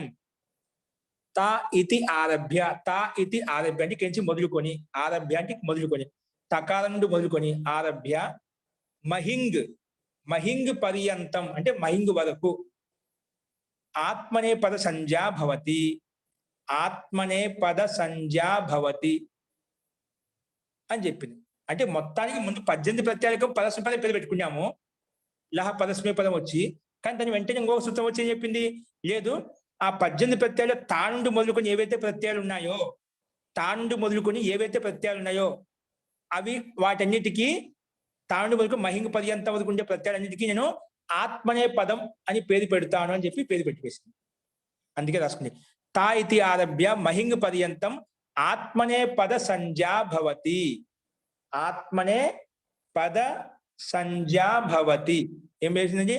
ఆత్మనే పదం అని పేరు పెట్టింది అంతే. ఈ సూత్రం ఏం చేసింది? ఇక తాండు మొదలుకొని మహింగు వరకుండే ప్రత్యయాలకు ఆత్మనే పదాన్ని పేరు పెట్టింది అంతే. పైన చేసింది అన్నిటికీ ముందదే పరసంపద పేరు పెట్టింది. కానీ ఇది వచ్చేసి ఒక 9 ప్రత్యయ పక్కకి తీసుకెళ్ళి ఏం చెప్పింది? వాటికి ఆత్మనే పదాన్ని పేరు పెట్టుకుంది. అవి మిగిలిన ఎన్ని మిగిలాయండి మనకు? పరసంపదాలు ఎన్ని మిగిలాయి? 9 కదా. ఆ మిగిలిన ఆల్రెడీ వాటికి పేరు ఉంది. వాటికి ఆ మిగిలిన వాటికి పేరు పెట్టుకున్నాం, ఆల్రెడీ పెట్టుకున్నాం. పరసంపద పేరు పెట్టుకుంది. కానీ దాంట్లో 9 వెళ్ళిపోయాయి కాబట్టి అవి వేరుగా వెళ్ళిపోయి ఆత్మీయ పద సంజకంగా ఉండిపోయాయి. కాబట్టి పరస్మి పదాన్ని మిగిలిన వాటి అన్నిటికీ పరస్మి పదాన్ని ఆటోమేటిక్ వచ్చేసి ఈ రకంగా ముందున్నటువంటి 9కేమో పరస్మి పదము, తర్వాత ఉండేటువంటి 9 ప్రత్యయాలకు ఆత్మీయ పదం అని చెప్పి 2 భాగాలు విడిపోయాయి.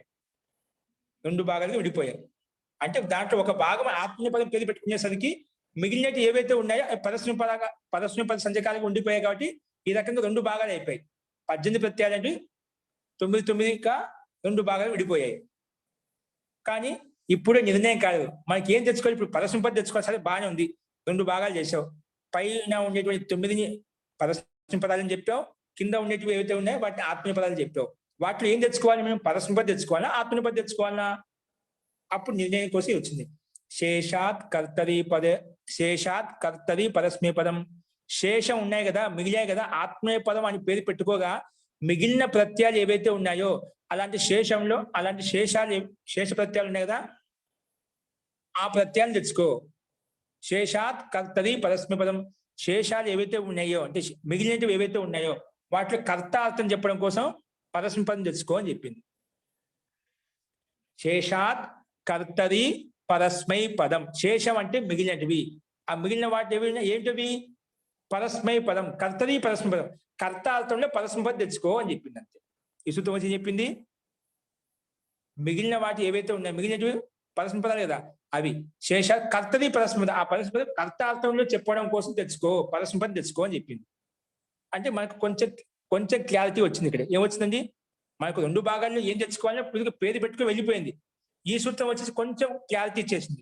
కనీసం అంటే మనకు 2 భాగాల్లో ఉండే పరస్మై పదం ఆత్మీయ పదం ఉండే 2 భాగాల నుంచి లేదు పరస్మై పదం తెచ్చుకొని చెప్పిపోయింది. ఏం చెప్పింది? పరస్మై పదం అనగానే ఆటోమేటిక్ గా ఆత్మీయ పదం వెళ్ళిపోతుంది. కాబట్టి కొంచెం నిర్ణయం అయిపోయింది. కానీ అక్కడ 9లో మనకు అక్కడ కూడా పరస్మై పదంలో కూడా 9 ఉన్నాయి. ఇక పరస్మై పదం తెచ్చుకో అని చెప్పింది. పరస్మై పదం ఏం తెచ్చుకోవాలి అని చెప్పలేదు. కాబట్టి మళ్ళీ నెక్స్ట్ వస్తుంది శేషే ప్రథమ. ఆ 9 నుంచి నిర్ణయం చేయడం కోసం మళ్ళా శేషే ప్రథమ. ఇది వచ్చి ఏం చెప్పిందంటే ఈ సూత్రం ఏం చేసింది గుర్తుపెట్టుకోండి. నువ్వు పరస్మై పదం తెచ్చుకోండి. పరస్మై పదంగా మొత్తం 9 వచ్చాయి. దాంట్లో ఏం తెచ్చుకోవాలి? దాంట్లో ఏం తెచ్చుకోవాలంటే శేషే ప్రథమ. ఏంటండి? శేషే ప్రథమ అంటే ప్రథమ అంటే ప్రథమ విభక్తి తెచ్చుకో. సారీ, ప్రథమ పురుషుని తెచ్చుకో. ప్రథమ అంటే ప్రథమ పురుషుని తెచ్చుకో. ముందు ప్రథమ పురుషుని తెచ్చుకో అంటే ముందు దానికి పురుషాన్ని పేరు పెట్టుకోవాలి కదా.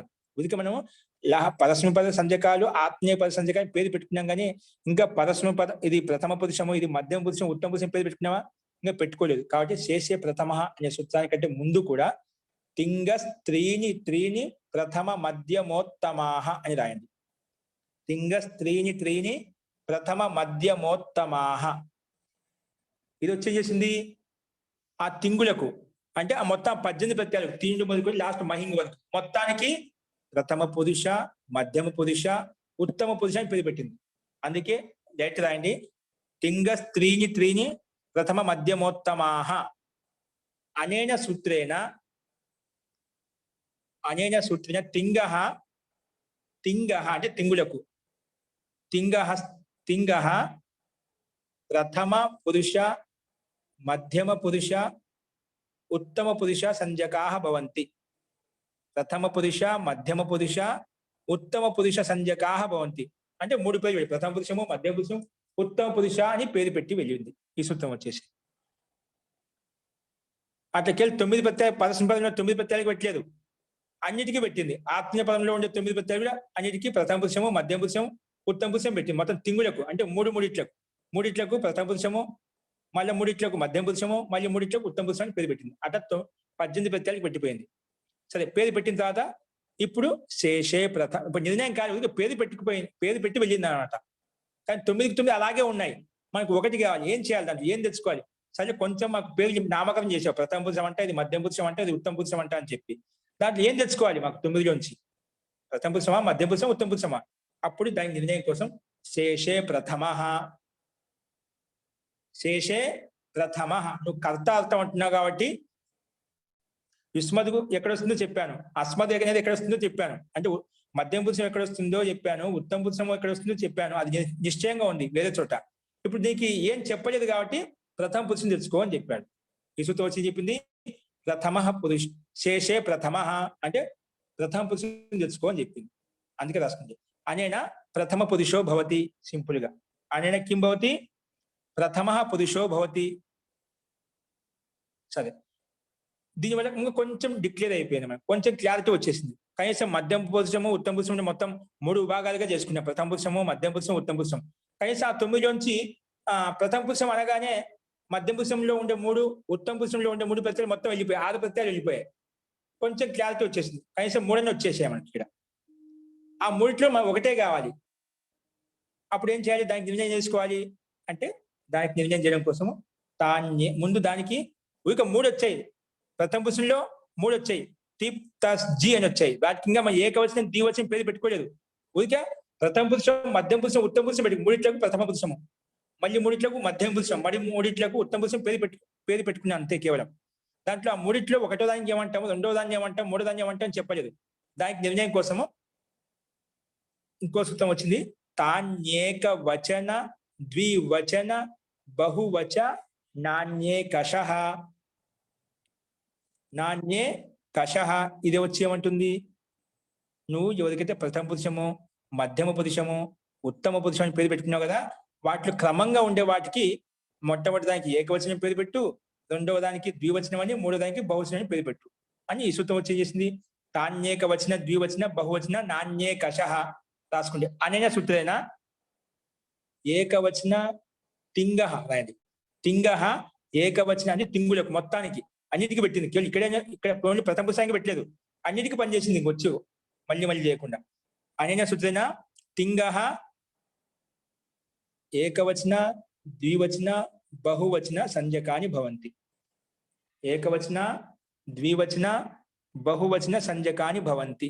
ఇది వచ్చేసి చేసింది ప్రథమ పురుషంలో ఉన్న వాటిని మొదటి దానికి ఏకవచనం, రెండో దానికి ద్వివచనం, మూడో దానికి బహువచనం పేరు పెట్టింది. ఓకేనా? ఓకే, నామకరణం చేసింది. డిక్లేర్ కాలేదు, దీంతో నిర్ణయం కాలేదు. మనకు నిర్ణయం ఎవరు చేస్తారు ఇప్పుడు? దాని కింద ఊరికే పేర్లు పెట్టిపోయింది, ఏకవచనం, ద్వివచనం, బహువచనం అని. అది పేరు పెట్టడం వల్లనే తాన్యే ఇంకో సూత్రం వచ్చింది. ఏది? ద్వేకయోర్ ద్వివచనైక వచనే. ద్వేకయోర్ ద్వివచనైక వచనే. ఓకేనా? ఇది వచ్చేసి ఏం చేసింది? నీకు క్రమంగా ఏకవచనం, ద్వివచనం, బహువచనం క్రమంగా ఇచ్చాం కదా, నీకు ద్విత్వ వివక్ష ఉంటే, అంటే రెండు తెచ్చుకోవాలని ఇష్టం ఉంటే, ద్వివచనంలో ఇష్టం ఉంటే ద్వివచనం తెచ్చుకో. ఒకవేళ ఏకవచనం ఇష్టం ఉంటే ఏకవచనం తెచ్చుకో. క్రమంగా ఉన్నాయి కాబట్టి నీకు ఏ ప్రత్యయం తెచ్చుకోవాలనుకుంటున్నావు, 1లో చెప్పాలనుకుంటున్నావా, 2లో చెప్పాలనుకుంటున్నావా, లేదా బహువచనం చెప్పాలనుకుంటున్నావా, నీకు ఏది కావాలంటే అది తెచ్చుకో అని చెప్పింది. నీకు ఏకవచన వివక్ష ఉంటే ఏకవచనం తెచ్చుకో, రెండింటికి వివక్ష ఉంటే 2 తెచ్చుకో, అంటే తస్ తెచ్చుకో. మనకు 3 ఉన్నాయి, తిప్పు, తస్సు, జి. మనకు ఒకటే కావాలి, ఏకవచనం కావాలి కాబట్టి మనము ఈ నియమం ప్రకారంగా ఏదో ఒకటి తెచ్చుకొని నిర్ణయం చెప్పింది కాబట్టి ఏకవచన వివక్ష అస్తి, అతః ఏకవచన ప్రత్యయం వస్తుంది. అందుకే తాన్యేకవచన ద్వివచన అది రాసుకున్నారు. ద్వేకయోర్ ద్వివచనైక వచనే అనే సూత్రానికి రాసుకుంటే అనేన సూత్రేణ ఏకవచన వివక్ష అస్తి, అతః ఏకవచన తిప్ ప్రత్యయః భవతి. అనేన సూత్రేణ అత్ర ఏకవచన వివక్ష అస్తి. ఏకవచన వివక్ష అంటే ఏకవచనానికి వివక్ష ఉంది నాకు. అతః అందువలనే ఏకవచన ప్రత్యయ తిప్ భవతి. ఏకవచన ప్రత్యయం ఏంటి? తిప్ ప్రత్యయ. ఏకవచన ప్రత్యయ తిప్ భవతి. ఏకవచన తిప్ ప్రత్యయ భవతి. ఏకవచన తిప్ ప్రత్యయ భవతి. ఏకవచన తిప్ ప్రత్యయ లకార స్థానే భవతి. ఏకవచన తిప్ ప్రత్యయం ఎక్కడ వస్తున్నది? లకార స్థానంలో వచ్చింది. ఏకవచన తిప్ ప్రత్యయ లకార స్థానే భవతి. లకార స్థానం వస్తుంది. ఇల్లు కదా మనకు ఉండేది. ఆ లకార స్థానం ముందు 18 వచ్చాయి. ఆ 18ని మనం ఒక విభాగం చేసుకుంటూ విడగొట్టుకుంటూ ఒకటి తీసుకొచ్చాం. ఇది అందుకే ఏకవచన తిప్ ప్రత్యయ లకార స్థానే భవతి. ఏకవచనంలో తిప్ ప్రత్యయం అనేది లకార స్థానంలో వస్తుంది. ఏకవచన తిప్ ప్రత్యయం అనేది లకార స్థానంలో వస్తుంది. లకార స్థానం వస్తుందని చెప్పి చేసుకోవాలి కదా. చేయండి మళ్ళీ. ఏముంది స్థితి చెప్పండి, ఒకరు చెప్పండి. ఎవరు లు చెప్తారండి? లు స్ తిప్ లు ముందు ఉన్నది లు లు సిచ్క స ల లకార స్థానంలో ల లకార స్థానం ఉంది. తిప్పు వచ్చింది. ఇప్పుడు తిప్ ఆ వచ్చింది. లకార స్థానంలో వస్తే తిప్పు పెట్టుకుంటాం. తిప్ ఓకేనా? లకార స్థానంలో తిప్పు వస్తుంది. ఓకే అండి. లు స్ తిప్పు. చూడు లకార స్థానం ఇంత రావడానికి ఇదంతా ప్రక్రియ వచ్చింది. ఇప్పుడు దానికి ఎదురుగా రాయండి మళ్ళా. బాణం గుర్తు వచ్చేసి యస్మాత్ ప్రత్యయ విధి తదాది ప్రత్యయేంగం. యస్మాత్ ప్రత్యయ విధి తదాది ప్రత్యయేంగం. సూత్రం రాయండి. ఓన్లీ సూత్రం. ఇదేమంటుంది? మనం చాలాసార్లు చెప్పుకున్నాం. నువ్వు ఏ ధాతువు చేత అయితే ప్రత్యయం తీసుకొచ్చావో ఆ ప్రత్యయంగిన పక్కన ఉంటే ముందున్న దానికి అంగం అని పేరు. ఓకేనా? చూడు, ఈ సూత్రం వచ్చిందంటే మాటికి వస్తుంది. అది మాటికి వస్తూ ఉంటుంది. ఇది ఏం పని చేస్తుంది? ప్రత్యయం పక్కన ఉంటే ముందున్న దానికి ఏదన్నా కానీ ప్రత్యయం పక్కన ఉండాలి. ఆ పక్కన ఉంటే ముందున్న దానికి మొత్తం అంగం అని పేరు పెట్టేసుకుంటుంది అంతే. ఈ సూత్రం యొక్క పని ఏంటి? నువ్వు ఏ ధాతువు చేతైతే ప్రత్యయం తీసుకొచ్చావో ఆ ప్రత్యయంగిన పక్కన ఉంటే చాలు, ముందుది మొత్తం అంగం అయిపోతుంది. నువ్వు ఎవరిని తెలుసుకోదానికి ముందు, కానీ మొత్తము అంగం కింద మారిపోతుంది. అందుకే రాసుకోండి. అనేన సూత్రేణ ప్రత్యయ పరత పూర్వస్య అంగ సంజ్ఞా భవతి. సింపుల్ గా ప్రత్యయ పరత అంటే ప్రత్యయ పరత అంటే ప్రత్యయం పక్కన ఉంటే పూర్వస్య ముందున్న దానికి అంగ సంజ్ఞా భవతి.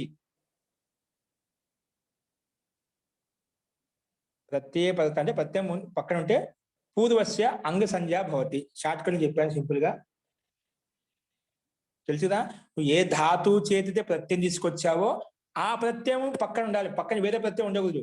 నువ్వు ఏ ధాతువు నిమిత్తం చేసుకొని ప్రత్యయం తీసుకొచ్చి లూయి ధాతు ఉంది కాబట్టి మనకి ఏ ప్రత్యయం వచ్చింది? లుంగు వచ్చింది కదా. ఆ లుంగు వచ్చింది కాబట్టి ఆ లుంగు స్థానం తిప్పు వచ్చింది అన్నమాట. అంటే లుంగు ప్రత్యయం అయినప్పుడు దాని స్థానంలో వచ్చిన తిప్పు కూడా ప్రత్యయమే. దాని స్థానంలో వచ్చిన తిప్పు కూడా ప్రత్యయమే. కాబట్టి అలాంటి ప్రత్యయం పక్కన ఉంటే ముందున్న దానికి అంగం అని పేరు. ఇక్కడ అంగం ఎందుకు పేరు వస్తుందండి? మళ్ళీ ముందేమున్నాయి? తిప్పు ప్రత్యయానికి ముందు ఏమేమి ఉన్నాయి? లు సు. అదైనా లు సు ఈ మొత్తానికి అంగం అని పేరు వచ్చేసింది. చెప్పే ప్రత్యయం పక్క ఉంటే అయిపోయా. ముందు ఏదన్నా ఉన్ని మొత్తానికి అంగం అని పేరు పెట్టేస్తుంది. ఓన్లీ ఒక ధాతుకే కాదు, ప్రత్యయానికి ముందు ఏ ఉన్నా కూడా. ప్రత్యయానికి ముందే ఉంది సి లు ధాతు ఉంది, స్ ప్రత్యయం కూడా ఉంది. ఆ మొత్తానికి అంగం అని పేరు పెట్టుకున్నాం. ఓకేనా? ఒకవేళ ఇక్కడ మళ్ళీ కూడా చెప్తాను. సిచ్చు కూడా వచ్చింది కదా. సిచ్చు రావడానికి కూడా నిమిత్తం మీద లు ధాతువే. తిప్పు ప్రత్యయం కూడా లు కారణంగానే వచ్చింది, లు నిమిత్తము. అదేవిధంగా సిచ్చు రావడానికి కూడా లు ధాతువే కారణం. అంటే సిచ్చు కూడా లు ధాతు నిమిత్తం చేతనే వచ్చింది కాబట్టి ఆ ప్రత్యయం పక్కన ఉన్నా కూడా దానికంటే ముందు అంగ సంజ్ఞ పేరు పెట్టుకుంటాం. ఒకవేళ దీన్ని పోల్చుకున్నాం అనుకో, సిచ్చుని పోల్చుకున్నాం అనుకో, అప్పుడు లు అనేది మాత్రమే అంగం అవుతుంది. ఒకవేళ నువ్వు తిప్పు ప్రత్యయం తీసుకున్నావు అనుకో, అప్పుడు దానికి ముందర ఉండేటువంటి లు స్ అనేది మొత్తం అంగం అవుతుంది. ఈ పాయింట్ అర్థం ఉందా? ఒకవేళ తిప్పుని పోల్చుకొని చెప్పాము, ఇది తిప్పు అని కూడా ప్రత్యయమే, సిచ్ అనేది కూడా ప్రత్యయమే. కాబట్టి లు ధాతు చేత తిప్పు అనేది ముందు తెచ్చుకున్నాము. అంటే లుంగు స్థానం తిప్పు వచ్చింది. ముందు లుంగు తెచ్చుకున్నాము, లుంగు తెచ్చి తిప్పు వచ్చింది. దాని తర్వాత మరి సిచ్ ప్రత్యయం కూడా వచ్చింది. అంటే సిచ్ ప్రత్యయం రావడానికి లు ధాతువే కారణం. కాబట్టి తిప్పు ప్రత్యయం పోల్చుకున్నప్పుడు లు సు అనేది మొత్తం అంగం అవుతుంది. ఒకవేళ సిచ్చుని చూసుకున్నాం అనుకోండి, తిప్పు కాకుండా సిచ్చు చూసుకున్నాం అనుకోండి, ఆ సిచ్చు ప్రత్యయం పక్కన ఉంటే ముందే ఉంది లు, ఓన్లీ లూకి మాత్రమే అంగం అని పేరు వస్తుంది. అది మనం ఎక్కడ సందర్భాన్ని బట్టి అర్థం చేసుకుంటాం. ఒకవేళ తిప్పుని నిమిత్తం చేసుకొని అంగం అన్నాం అనుకోండి, అప్పుడు లు సు అనేది అంగంగా తీసుకోవాలి. ఒకవేళ సిచ్చు నిమిత్తం చేసుకుని పని చేసుకోవాలనుకో, ఓన్లీ సిచ్చు నిమిత్తం చేసుకొని అప్పుడు సిచ్చు పక్క ఉంటే ఓన్లీ లు మాత్రమే అంగం అవుతుంది. అర్థమైందా? అందుకే తిప్పు దృష్టిలో లు స్ అనేది మొత్తం అంగం అవుతుంది, దానికంటే ముందుండేది. ఒకవేళ స్విచ్ తీసుకున్నామంటే, స్విచ్ సకాలం తీసుకున్నామంటే అప్పుడు దానికంటే ముందేముంది లు మాత్రం, ఆ లూకి మాత్రమే అంగం అని పేరు వస్తుంది. ఓకే, మొత్తానికి ఈ సూత్రం ఏం చేసింది? అంగం అని పేరు పెట్టింది. అంగం అని పేరు పెట్టడానికి దీనికి లక్షణాలు ఉండాలి. ప్రత్యయం పక్కన ఉంటే చాలు. నువ్వు ఏ ధాతువుతో అయితే ప్రత్యయం తీసుకొచ్చా ఆ ప్రత్యయం పక్కన ఉంటే ముందున్న దానికి మొత్తం అంగం అని పేరు పెట్టేసింది. అంగం అని పేరు ఎందుకు పెట్టుకుంటాం మనం? అంగస్య, ఇదం అధికారం రాసుకోండి. అంగస్య, ఎందుకంటే ఈ అధికారంలోకి వెళ్ళాలన్నమాట. ఈ అధికారంలోకి వెళ్ళి ప్రత్యయం తెచ్చుకోవాలి. అందుకే ఇదం అధికార సూత్రం. అస్మిన్ అధికారే, ఈ అధికారం ఏముందంట? అస్మిన్ అధికారే లుంగు లంగ్ లింగ్ క్షడుదాత్త. ఏముందండి? లుంగు లంగ్ లింగ్ క్షడుదాత్త. సూత్రం రాసుకుని ముందు ఈ అధికారం ఏముందంట? లుంగు లంగ్ లింగ్ క్షడుదాత్త. దీని అర్థం ఒకసారి వినండి. ఇదేమంటే సూత్రం స్పష్టంగా ఇచ్చాడు. లుంగు పక్కన ఉన్న లేదా లింగ్ లుంగు లింగ్ లంగ్ లుంగు పక్కన ఉన్నా, లేదంటే లంగ్ లంగ్ లకారం పక్కన ఉన్నా, లేదా లిరింగ్ లిరింగ్ లిరింగ్ లకారం పక్కన ఉన్నా, అప్పుడు ఏది పక్కన అంటే లుంగు లకారం కావచ్చు, లిరింగు లకారం కావచ్చు, లంగు లకారం కావచ్చు, ఏది పక్కన ఉన్నాయి? ఇక్కడ మనకు ఈ మూడిట్లో ఏ లకారం పక్కన ఉందండి? అంతిమంలో ఏం పక్కన ఉంది? లుంగు ఉంది మహోదయ, లుంగు. అందుకు లుంగు స్థానం నుంచి తిప్పు వచ్చిన అది లుంగే. ఎందుకంటే లుంగు స్థానం తీసుకొచ్చామని తిప్పు అని కూడా అది లుంగు కిందే భావిస్తాం. లుంగు పక్కన ఉంది కాబట్టి అప్పుడు ఏమొచ్చింది? అంగానికి, లుంగు పక్కన ఉంటే అంగానికి గుణం, అంగానికి అట్టు చేస్తా అంటుంది ఇది. లుంగు పక్కన ఉంటే అంగానికి అట్టు చేస్తా అని చెప్పింది. ఇప్పుడు అంగం ఎవరండి? ఇక్కడ లుంగుని తీసుకున్నాం అన్నమాట. లుంగు అంటే శిచ్చి కూడా ఇదేమంటే లుంగు పక్కన ఉంటేనే ముందు ఏదైతే ఉందో అంగానికి అని చెప్పింది. శిచ్ అని లేదు. ఓన్లీ ప్రత్యయం ఉంటే, ఓన్లీ ప్రత్యయం అని చెప్తే సందేహం వచ్చేది. ఎందుకంటే ప్రత్యయం అనగానే శిచ్చు కూడా ప్రత్యయమే, తిప్పు కూడా ప్రత్యయమే. ప్రత్యయం పక్కన ఉంటే అంగానికి గుణం అవుతుంది, అంగానికి అట్టు వస్తుందని చెప్పామనుకో, అప్పుడు మనకు సందేహం వస్తుంది. మనకు ఏ ప్రత్యయం తీసుకోవాలి? తిప్పు ప్రత్యయం ఉంటే అట్ట ఆగం వస్తుందా అంగానికి, లేదా శిచ్చు ప్రత్యయం ఉంటే అంగానికి అట్ట ఆగమం వస్తుందా? మనకు అప్పుడు ప్రత్యయం అని చెప్పి సందేహం వచ్చి, ప్రత్యయం చెప్పాడు స్పష్టంగా చెప్పాడు. లుంగు పక్కన ఉంటే అని చెప్పాడు. లుంగు పక్కన ఉంటే అని చెప్పాడు. లుంగు అన్నప్పుడు కేవలం తిప్పు, లుంగు స్థానంలో వచ్చింది తిప్పు ఒకటే కాబట్టి అదే చూసుకుంటాం, శిచ్చుని చూసుకోమాట. కాబట్టి ఈ లుంగు ప్రత్యయం తిప్పు అని పక్కన ఉంటే ముందున్న దానికి, ముందున్నటువంటి అంగానికి అట్ట ఆగమంగా వస్తుంది. ముందున్నే భాగానికి ఏం పేరు పెట్టి? అట్ట అంగాన్ని పేరు పెట్టిన కదా, ఆ అంగ భాగానికి మొత్తానికి అట్ట ఆగమంగా వస్తుంది. అంటే లూస్ అనేది మొత్తం అంగము, దానికి అట్టు ఆగమంగా వస్తుంది, అట్టు వస్తుంది అని ఈ సూత్రం వచ్చి చెప్పింది. లుంగు పక్కన ఉంటే ముందుండే అంగానికి అట్టు వస్తుంది చెప్పింది. అంగానికి అట్టని వస్తుంది. కానీ అట్టు ఎక్కడ కూర్చోబెట్టుకోవాలి? అంగానికి చేసుకొని చెప్పావు కానీ ఎక్కడ కూర్చోబెట్టుకోవాలని చెప్పలేదు సూత్రం. అంగానికి అంగ అంటే చీస్సు మొత్తం అంగమేది. అంగానికి ఎక్కడ కూర్చోబెట్టుకోవాలి? పక్కన కూర్చోబెట్టాలా, ముందు కూర్చోబెట్టాలా, పైన కింద అంటే దాన్ని నిర్ణయం చేయడం కోసము మళ్ళా ఆద్యంతౌ టకితౌ రాసుకోండి. ముందు దీని అర్థం రాసుకుందా? అనేన సూత్రేణ లుంగీ పదతః అంగస్య అట్ ఆగమః భవతి. సింపుల్ గా అనేన సూత్రేణ లుంగు లంగు రింగు స్వడుదాత్తః అనే సూత్రానికి అర్థం చెప్తున్నాను. అనేన సూత్రేణ లుంగీ పదతః అంగస్య అట్ ఆగమః భవతి. అంగానికి లుంగీ పదతః అంటే లుంగు పక్కన ఉంటే అంగస్య అంగానికి అట్ ఆగమః భవతి, అట్ ఆగమంగా వస్తుంది, అట్ ఆగమంగా వస్తుంది. మహోదయ ఆగమః అంటే ఏం మహోదయ? ఆగమం అంటే అది ఇప్పుడు ప్రత్యయం అంటే ఏమిటి? ప్రత్యయం అంటే ఏమిటి? అది ఒక అర్థం తీసుకోవచ్చు. ప్రత్యయం అంటే ధాతుకు పక్కనే వస్తుంది. అవును మహోదయ. ప్రత్యయం అంటే చెప్పాను, ధాతుకు పక్కన వచ్చే ధాతునకు పక్కన వచ్చేటువంటి వాటిని ప్రత్యయాన్ని చెప్పాము. ధాతునకు కానీ ప్రత్యయ స్థానంలో కానీ వచ్చేటువంటి ఏవైతే వాటి స్థానంలో, ధాతు స్థానంలో కావచ్చు, ప్రత్యయ స్థానంలో కావచ్చు, వాటి స్థానంలో వచ్చేటువంటి వాటిని ఆదేశాలు అంటాము. ఇప్పుడు లుంగ్ అనేది లుంగు ప్రత్యయం కదా, ఆ లుంగు ప్రత్యయ స్థానంలో ఏమొచ్చింది? తిప్పు ఆదేశం అంటాం. దాని స్థానం లుంగు స్థానంలో వచ్చింది, లుంగు స్థానంలో తిప్పు తీసుకొచ్చాం, అది ఆదేశం. దాని స్థానంలో తిప్పు వచ్చింది, ఆదేశంగా వచ్చింది. అట్లా ఏ వర్ణాల స్థానంలో వస్తాయో వాటి ఆదేశాలు అంటాము. ఆగమం అంటే ధాతునకు కానీ ప్రత్యయానికి అవయవంగా వచ్చేదాన్ని ఆగమం అంటాము. ఏమంటాము? ధాతునకు కానీ ప్రత్యయానికి కానీ లేదా అంగానికి కానీ ఏ దానికైతే చెప్పామో దానికి అవయవంగా వస్తుంది. అంటే అవయవం అంటే ఒక భాగంగా వస్తుంది. అర్థమైందా? ఆగమం అంటే ఏం చెప్పాను? నువ్వు ఎవరికైతే వస్తుందని చెప్పి ఏం చెప్పాము? అంగానికి అట్టు వస్తుందని చెప్పాము. అంగం అంటే ఏంటి? చీస్, ఇది మొత్తం అంగం. ఈ అంగానికి అట్టు వస్తుంది అంటే అది ఒక అవయవంగా వస్తుంది. అవయవంగానే అది కూడా అంగం కింద తీసుకుంటాం. అది కూడా అంగానికి ఒక అవయవంగానే, అంగానికి ఒక భాగంగా వచ్చేస్తుంది అన్నమాట. ఒక అతిథిగా వస్తుంది. మా ఇంటికి ఒక చుట్టం వచ్చాడనుకోండి, అది మన పూర్తిగా మన కలవకపోయినా మన అవయవ కిందనే ఉంటాడు, అంగం కిందనే ఉంటాడు. అంటే అవయవం అని చెప్పుకోవచ్చు.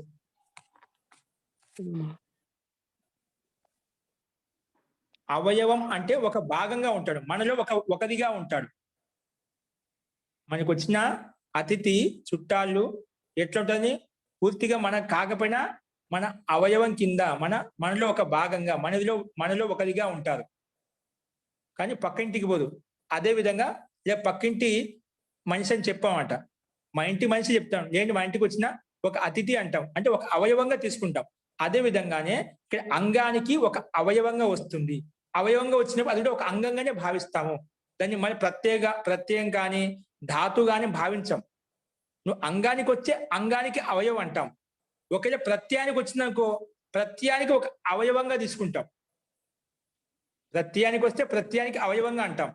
ఒకవేళ ధాతువుకి వచ్చిందనుకో, ఇప్పుడు అంగవన్యం, ధాతు అని చెప్పి అంగవన్యం, ఇప్పుడు అంగవన్యం అంటే అంగానికి అవయవంగా వచ్చింది. ఒక్కో చోట ధాతు అంటాం, అప్పుడు ధాతువుకి మాత్రమే అవయవంగా ఉంటుంది, అంగానికి ఉండదు. అప్పుడు మనం ఏ దానికైతే పేరు చెప్పి తీసుకుంటున్నామో దానికి అవయవంగా వచ్చేదాన్ని ఆగం అంటాము. ఏ పేరు తీసుకొని అంగం అని కానీ ధాతు అని కానీ ప్రత్యయం అని కానీ పేరు తీసుకొని చెప్పినామనుకో, ఓహో అట్ ఆగమో భవతి, అప్పుడు ధాతుకు అవయవంగా వచ్చింది.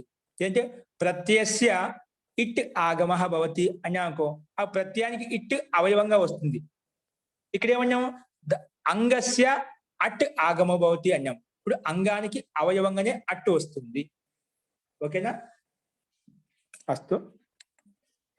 ఆద్యంతౌ టకితౌ, ఇది వచ్చి అనే సూచన లుంగి పరత అంగస్య అట్ ఆగమ భవతి, అంటే అవయవంగా వస్తుంది. అట్ ఆగమ భవతి, అట్ ఆగమంగా వచ్చింది. ఎవరికి? అంగానికి. కానీ వస్తుందని చెప్పి కానీ ఎక్కడ కూర్చోబెట్టుకోవాలి దానికి చెప్పండి, నేను తెలియజేయను. కొంచెం సందేహం వచ్చింది, ఎక్కడ కూర్చోని సందేహం కదా. ఆ సందేహ నివారణార్థం కోసం ఇప్పుడు మనకు సహజం అవయవానికి తెచ్చుకొని చెప్పాం. కానీ ఒక అతిథి వచ్చాడు మా ఇంటికి, వాడిని అతిథి వచ్చినప్పుడు మనకు స్పష్టంగా చెప్పాలి. నాకు వచ్చిన కొత్త అతిథికి మనకు తెలుస్తుందా ఎక్కడ పడుకోవాలని చెప్పి. మనమైతే మన ఇంట్లో కుటుంబ సభ్యులు మన అలవాటు ఎక్కడే పడుకుంటాం, మనకు ఒకటి ఇష్టం అయిపోయి అలవాటు పడిపోయినాం. వచ్చిన అతిథి తెలుసా ఎక్కడ పడుకోవాలని చెప్పి. మనకు ఒక వ్యవస్థ రూమ్ ఇస్తాము, ఒక అన్ని వ్యవస్థ చేస్తాము. లేదా ఇక్కడ ఉండు నువ్వు, లేదా పైన కూర్చో, కింద కూర్చో, పక్కన కూర్చో, ముందు కూర్చో, ఏదో ఒకటి చెప్తామంట. వ్యవస్థ చేస్తాం అన్నిటికీ. వచ్చిన అతిథికి ఇది ఒక అతిథి, అట్టనేది ఒక అతిథి. ఎవరికి? అంగానికి అతిథిగా వచ్చింది. అది దానికి పాపం ఎక్కడ కూర్చొని తెలియడం లేదు. అప్పుడు దానికి నిర్ణయం చేయడం కోసం ఎవరు వచ్చారు? ఆద్యంతౌ టకితౌ. దాంట్లో ఒకవేళ నువ్వు తీసుకొచ్చిన అట్ట అనేది టకారం ఇత్తు అని పేరు పెట్టుకుని లోపిస్తే దాన్ని ఆ అంగానికి ముందు కూర్చోబెట్టుకో. నువ్వు తీసుకొచ్చినది ఒకవేళ అట్టు కాకుండా అక్క అనుకుందాం. సపోజ్ అనుకున్న అక్క వచ్చింది అనుకోండి, ఏంటి? లుంగు లంగ్ క్షుడుదాత అనే సూత్రము అక్క తీసుకొచ్చిందనుకో, అక్కలో కా కనిపిస్తుంది మనకు. అంటే కకారానికి ఇత్తు చేసి లోపం చేస్తాం కాబట్టి కకారం ఇత్తు సంధ్యకు వర్ణం ఉంది కాబట్టి అప్పుడు అంగానికి తర్వాత కూర్చోబెట్టు, అంగానికి పక్కలో కూర్చోబెట్టు. కిత్ ఆగమ అంతే భవతి. కకారానికి ఇత్తు సంధ్యకు వర్ణం ఉంటే అంతిమంలో కూర్చోబెట్టు. అప్పుడు లూసుకి పక్కన కూర్చుంటుంది అన్నమాట. పక్కన అంటే దానికి పక్కన కూర్చుంటుంది. కానీ అక్క కాదు కదా మనకు ఉండేది, అట్టు ఉంది. అట్టు టకారం కనిపిస్తుంది కాబట్టి దానికి హలంతి అని పేరు పెట్టుకుని దానికి లోపం చేస్తాం. కాబట్టి తిత్తు వర్ణం కాబట్టి ఇది తిత్తు వర్ణ కాబట్టి అనన్య సూత్రేణ తిత్ ఆగమ అంగస్య ఆది భవతి అని రాసుకుంటాం. ఏం నిర్ణయం చేసింది? ఒకవేళ మనకు టకారం ఉంటేనా అది అంగానికి ముందు కూర్చుంటుంది, ఒకవేళ కకారం ఉంటేనా అంగానికి తర్వాత కూర్చుంటుంది. మనకి ఇక్కడ టిత్ అనేది స్పష్టంగా ఉంది కాబట్టి అంగానికి ముందే కూర్చుంటుంది. అంగం ఏంటి? లు స్, దానికి ముందు కూర్చుంటుంది. ఓకే, ఆద్యంతో టకితో రాయండి. ఇది స్పష్టమైంది. ఇప్పుడు క్లారిటీ వచ్చేసిందా? ఏ సూత్రం ఎక్కడ క్లారిటీ కావాలి అక్కడే అడగండి, కొంచెం లేట్ అయిన పర్వాలేదు. ఒక్కసారి అర్థమైతే మళ్ళీ మనకు విధి విధానం తెలుస్తుంది. ఈ సూత్రం ఒకటి అర్థం చేసుకున్నా అంటే రెండో సూత్రం ఇదే విధంగా అర్థం చేసుకునేది మనకి మైండ్ ఆ విధంగా అలవాటు పడిపోతుంది. ఇప్పుడు ఈ సూత్రం ఏం చేసింది పని అర్థమైందా? ఇది వచ్చి లుంగు లంగు లింగ్ అనేది అట్టి చేస్తా అంటే ఎక్కడని చెప్పలేదు. దానికి ఎగ్జాంపుల్ చెప్పాను. మా ఇంటికి అతిథిగా వచ్చింది ఇప్పుడు అట్ట అనేది. వాళ్ళని ఎక్కడ కూర్చోబెట్టని తెలియదు. దానికి ఒక వ్యవస్థ కల్పించాలి. వ్యవస్థ కల్పించేది ఎవరు? ముఖ్య యజమాని ఎవరుతుందో చెప్తారు. ఇక్కడ ముఖ్య యజమాని ఎవరు? ఆద్యంతో టకితో. అది దాంట్లో కూడా మనము మా ఇంటికి పెద్ద గురువులు వచ్చాయనుకోండి, వాళ్ళకి విశేషమైన వ్యవస్థ చేస్తాం. అవునా కదా? అది సామాన్య వ్యక్తులైతే ఎక్కడో ఒకటి మన పక్కనే ఏదో ఒకటి సిరి చాప వేసేసి అక్కడే పండబెట్టేస్తాం. ఏదైనా కానీ అంటే సామాన్య వ్యవస్థ ఉంటుందన్నమాట. అది విశిష్టమైన వ్యక్తి విశిష్ట వ్యవస్థ ఉంటుంది. ఇక్కడ ఏమని చెప్పింది? ఏం లేదు, దీంట్లో వచ్చి తిత్తి కాబట్టి అంగానికి ముందు కూర్చోబెట్టుకో, తిత్తి అయితే అంగానికి అంతిమంలో కూర్చోబెట్టుకో అని ఒక వ్యవస్థ కల్పిస్తామట. అస్తు ఆద్యంతో టకితో అనేన సూత్రేణ టిత్ ఆగమ ఆది భవతి. రాసుకో. అనేన సూత్రేణ టిత్ ఆగమ అంగస్య ఆది భవతి. అంగస్య ఆది భవతి. ఓకే, చెప్పండి. మహోదయ మనం అట్టనే చూస్తాం కదా మహోదయ, ఇక్కడ టిత్ అన్నది ఎలా తెలుస్తుంది మనకి? ఏంటి? మనం రాసుకునేటప్పుడు లంగు లుంగు వాటికి అట్టు చేస్తామని అనుకున్నాము. రాసుకునేటప్పుడు టిత్ అంటున్నారు కదా, అది ఎలా తెలుస్తుంది? ఇప్పుడు మనకు వచ్చింది అట్టు కదా. సూత్రం చెప్పింది లుంగు లంగు లింగు సుడిదాత ఏమంటుంది? అన్య సూత్రం అట్ట ఆగమో భవతం చెప్పాను నేను. అవునండి. ఎవరు తీసుకొచ్చింది ఆ సూత్రం చూస్తామంట. ఇప్పుడు మనం తీసుకొచ్చి అట్టు టా కనిపిస్తుంది కదా, హలంతం. అంతిమ వర్ణం అంటే ట. ఏ సూత్రం అయితే అట్టు తీసుకొస్తుందో ఆ సూత్రంలో చూస్తాం అనమాట. నేను ఎందుకంటున్నా దాంట్లో టిత్ ఎందుకంటున్నా అంటే అట్టు వచ్చింది కదా, అట్టు తెచ్చుకో అని చెప్పింది. నాకు అట్టులో అంతే టకారం, అంతిమంలో టకారం కనిపిస్తుంది. టకారం కనిపిస్తుంది ఖచ్చితంగా హలంతం వస్తుంది, అది పరిగెత్తుకుంటూ వస్తుంది. ఎందుకంటే అది అట్ట అనేది అది అంతిమంలో ఉంది. టకారం అనేది అంతిమంలో ఉంది. టకారం అంతిమంలో ఉంటేనే హలంత్యం. అది ఏమన్నదు, అంతిమంలో ఎవరు కనిపించినా ఇత్తని పెట్టేస్తున్నది. హలంత్యం అంతిమ హల్ వర్ణ ఇతి సంజకోబోతే అంటుంది. అందుకే వచ్చి ఇతి చేస్తున్నాడు. అందుకే టిత్ అంటున్నాం. అంటే టిత్ ఆగం. ఇదేమంటే మనకు వచ్చింది అట్ట అనేది, దాని టకారం ఉంది కాబట్టి టిత్ అన్నాను. ఒకవేళ మనం తీసుకొచ్చింది టకారానికి ఇతి చేస్తే అది టీ అవుతుంది కాబట్టి టిత్ అంటున్నారా మీరు? టిత్ అంటున్నాను. అంటే టిత్ అంటే హలంత్యం వచ్చేసి దానికి ఇత్ అని పేరు పెట్టింది. ఎవరికి? టకారానికి పెట్టింది కాబట్టి టిత్ అంటున్నాను. అదే ఇప్పుడు చీ ధాతులో లుంగు ధాతులో గిత్ అంటాను. ఇప్పుడు లుంగులో గకారానికి ఇత్ అని పేరు పెట్టిన లుంగు ప్రత్యయ అంతిమ గకారస్య ఇత్ భవతి అని చెప్పాను. ఏంటి? గకారానికి ఏం పేరు పెట్టాము? ఇత్ అని పేరు పెట్టాం కదా. ఎవరికి పెట్టాము? గకారానికి పెట్టాం కాబట్టి దాన్ని గిత్ అంటాం. ఏమంటాము? గిత్ అంటాం. అర్థమైందా? ఎవరికైతే పెట్టామో దాన్ని గిత్ అంటాం. లుంగులో ఈ కారానికి కూడా ఇత్ అని పేరు పెట్టినాం. ఉపదేశ నాసికి ఇత్ అని. లుంగులో ఊకి కూడా ఇత్ అని పేరు పెట్టామా, దాన్ని ఇత్ ప్రత్యయం అంటాం. అర్థమైందా? అట్లా ఏ వర్ణానికైతే ఇత్ అని పేరు పెడతామో ఆ వర్ణం పేరుతో పిలుస్తాం. కకారానికి పెడితేనో, కకారానికి పెట్టామనుకోండి, అక్క అనుకుందాం, అట్టి కాకుండా అక్క అనుకుందాం సపోజ్ గా. ఇప్పుడు కకారంలో హలంత్యం అని వచ్చేసి కకారానికి ఇత్ అని పేరు పెట్టింది. కకారానికి ఇత్ అని పేరు పెడుతుంది. ఆ కకారానికి ఇత్ అని పేరు పెట్టినప్పుడు కకారంతో దీన్ని కలిపి చెప్పినప్పుడు కిత్ అయిపోతుంది. ఓన్లీ కకారానికి మాత్రమే ఇత్ అని పేరు పెట్టింది. ఏ వర్ణానికి పెట్టింది? కకారానికి పెట్టింది కాబట్టి దీన్ని కిత్ అంటున్నాం. అట్లాగా ఏ వర్ణానికి అయితే మనం ఇత్ అని పేరు పెడతామో ఆ వర్ణం పేరుతో దాన్ని పిలుస్తాము. కకారానికి పెడితే కిత్ అంటాము, టకారానికి పెడితే కిత్ అంటాము. ఒకవేళ గకారానికి పెట్టింది అనుకో గిత్ అంటున్నాము. ఎక్కడైనా మకారానికి పెట్టితే ఇత్ అని పేరు పెడితే దాన్ని మిత్ అంటాం. అందుకే టిత్ అంటాం. అది మనకు ఆ వచ్చిన దాన్ని బట్టి తెలుస్తుంది అనమాట. కకారం వచ్చిందా మనకు అట్ట అనేది, అక్క అంటున్నామా అట్ట అంటున్నామా, దాన్ని బట్టి అర్థం చేసుకుంటాం. క్లారిటీ వచ్చిందండి? అర్థమైంది మహోదయ, ధన్యవాదాలు. ఓకే అండి. ఇప్పుడు అట్టు వచ్చి ఇది వచ్చి చెప్పినమాట ఎక్కడ పెట్టుకోవాలంటే, ఒకవేళ దాంట్లో వచ్చే టిత్ అయితే ముందు అంగానికి ముందు కూర్చోబెట్టుకోండి. ఇక్కడ మనకు టిత్తే కాబట్టి అంగానికి ముందు కూర్చుంటుంది. కొన్ని చోట్ల అక్కు వస్తుందండి, అక్కు వస్తుంది, ఇక్కు వస్తుంది. అది ఎవరికి చెప్పింటే అంగానికి చెప్పింటే అంగానికి పక్కన వస్తుంది, ధాతుకు చెప్తే దానికి పక్కన వస్తుంది, పక్కన వస్తుంది, అంతిమంలో వస్తున్నాడు. ఏ దానికి చెప్తే దానికి అంతిమంలో కూర్చుంటుంది. ఏ దానికి ప్రత్యయం చెప్తే ప్రత్యయానికి అంతిమంలో, అంగానికి చెప్తే అంగానికి అంతిమంలో, ధాతుకు చెప్తే ధాతుకు అంతిమంలో. ఇక్కడ మనకు అంగానికి చెప్పింది కాబట్టి అంగానికి అంతిమం కాకుండా, ఎందుకంటే అట్టు కాబట్టి టిత్ కాబట్టి అంగానికి ఆదిలో వస్తుంది. టిత్ అయితే ఆది, కిత్ అయితే అంతిమంలో. ఓకేనా? గుడ్డి గుర్తిగా మనకు టిత్ అయితే ఆదిలో కూర్చుంటుంది, కిత్ అయితే అంతిమంలో కూర్చుంటుంది. అది ముఖ్యంగా పనిచేసే సూత్రం. ఇది ఈ రకంగా పనిచేస్తుంది. ఇట్టి గాని ఏమన్నా కానీ కిత్ టిత్ టిత్ టిత్ అంటే ఆదిలో కూర్చుంటుంది, కిత్ అయితే అంతిమంలో కూర్చుంటుంది. అంతిమంలో అంటే ఇప్పుడు లు లు సా ఉంది కదా మనకు స్థితి, దానికి పక్కన లు సాకి పక్కన కూర్చుంటుంది ఇట్ అనేది, అట్ అనేది. ఇక్కడ టిత్ అని కాబట్టి ఇది టకారం ఇత్తు చేస్తున్నాం కాబట్టి అంగానికి ముందు కూర్చోబెట్టుకుంటాం. అంగానికి ఉంటే కూర్చుంటుంది, ముందు కూర్చుంటుంది. అప్పుడు రాసుకోండి, అట్ లు తిప్పు, అట్టు లు తిప్పు. ఇంతవరకు ఓకేనా? అట్టు అంగం ఇక్కడ చీస్ లూస్ అని చెప్పాం కదా, దానికి ముందు వచ్చి కూర్చుంది, అట్టు వచ్చింది, అంగానికి ముందు కూర్చుంది. మహోదయ ఒకసారి ఇంతవరకు ఓకేనా? చెప్పరా? మహోదయ ఆద్యంతో టకితోకి ఒకసారి చెప్పరా అండి. అనేన సూత్రేణ. అనేన సూత్రేణ టిత్ ఆగమః అంగస్య ఆదిః భవతి. టిత్ ఆగమః అంగస్య అంగానికి ఆదిః భవతి, ఆదిలో కూర్చుంటుంది. కూర్చుంటుందని చెప్పి కూర్చోబెట్టాలి కదా మనం, అందుకే కూర్చోబెట్టాను. ఎక్కడ కూర్చోబెట్టాను? అట్ లు అంగస్య ఆదిః భవతి. రాసుకునేదా మోహన్ బావ మహోదయ? అట్ చి అస్ తి అని డిక్టేట్ చేశారు మహోదయ. ఇంతవరకు డిక్లేర్ చేశానండి. ఓకేనా? అట్ చి అలావిత్ చెప్పుకుంటున్నా, అలావిత్ లు పెట్టుకుంటాను, చేస్తాను లు పెట్టాను. అట్ లు తి అర్థమైందా రమణరావు గారు? సార్ సార్ చీ ధాతుగా లు ధాతు, అలావీత్. మన లక్ష్యం ఏంటి? అలావీత్ చెప్పుకుంటున్నాం. ఓకేనా? అట్ లు తిప్పు. ఓకేనండి?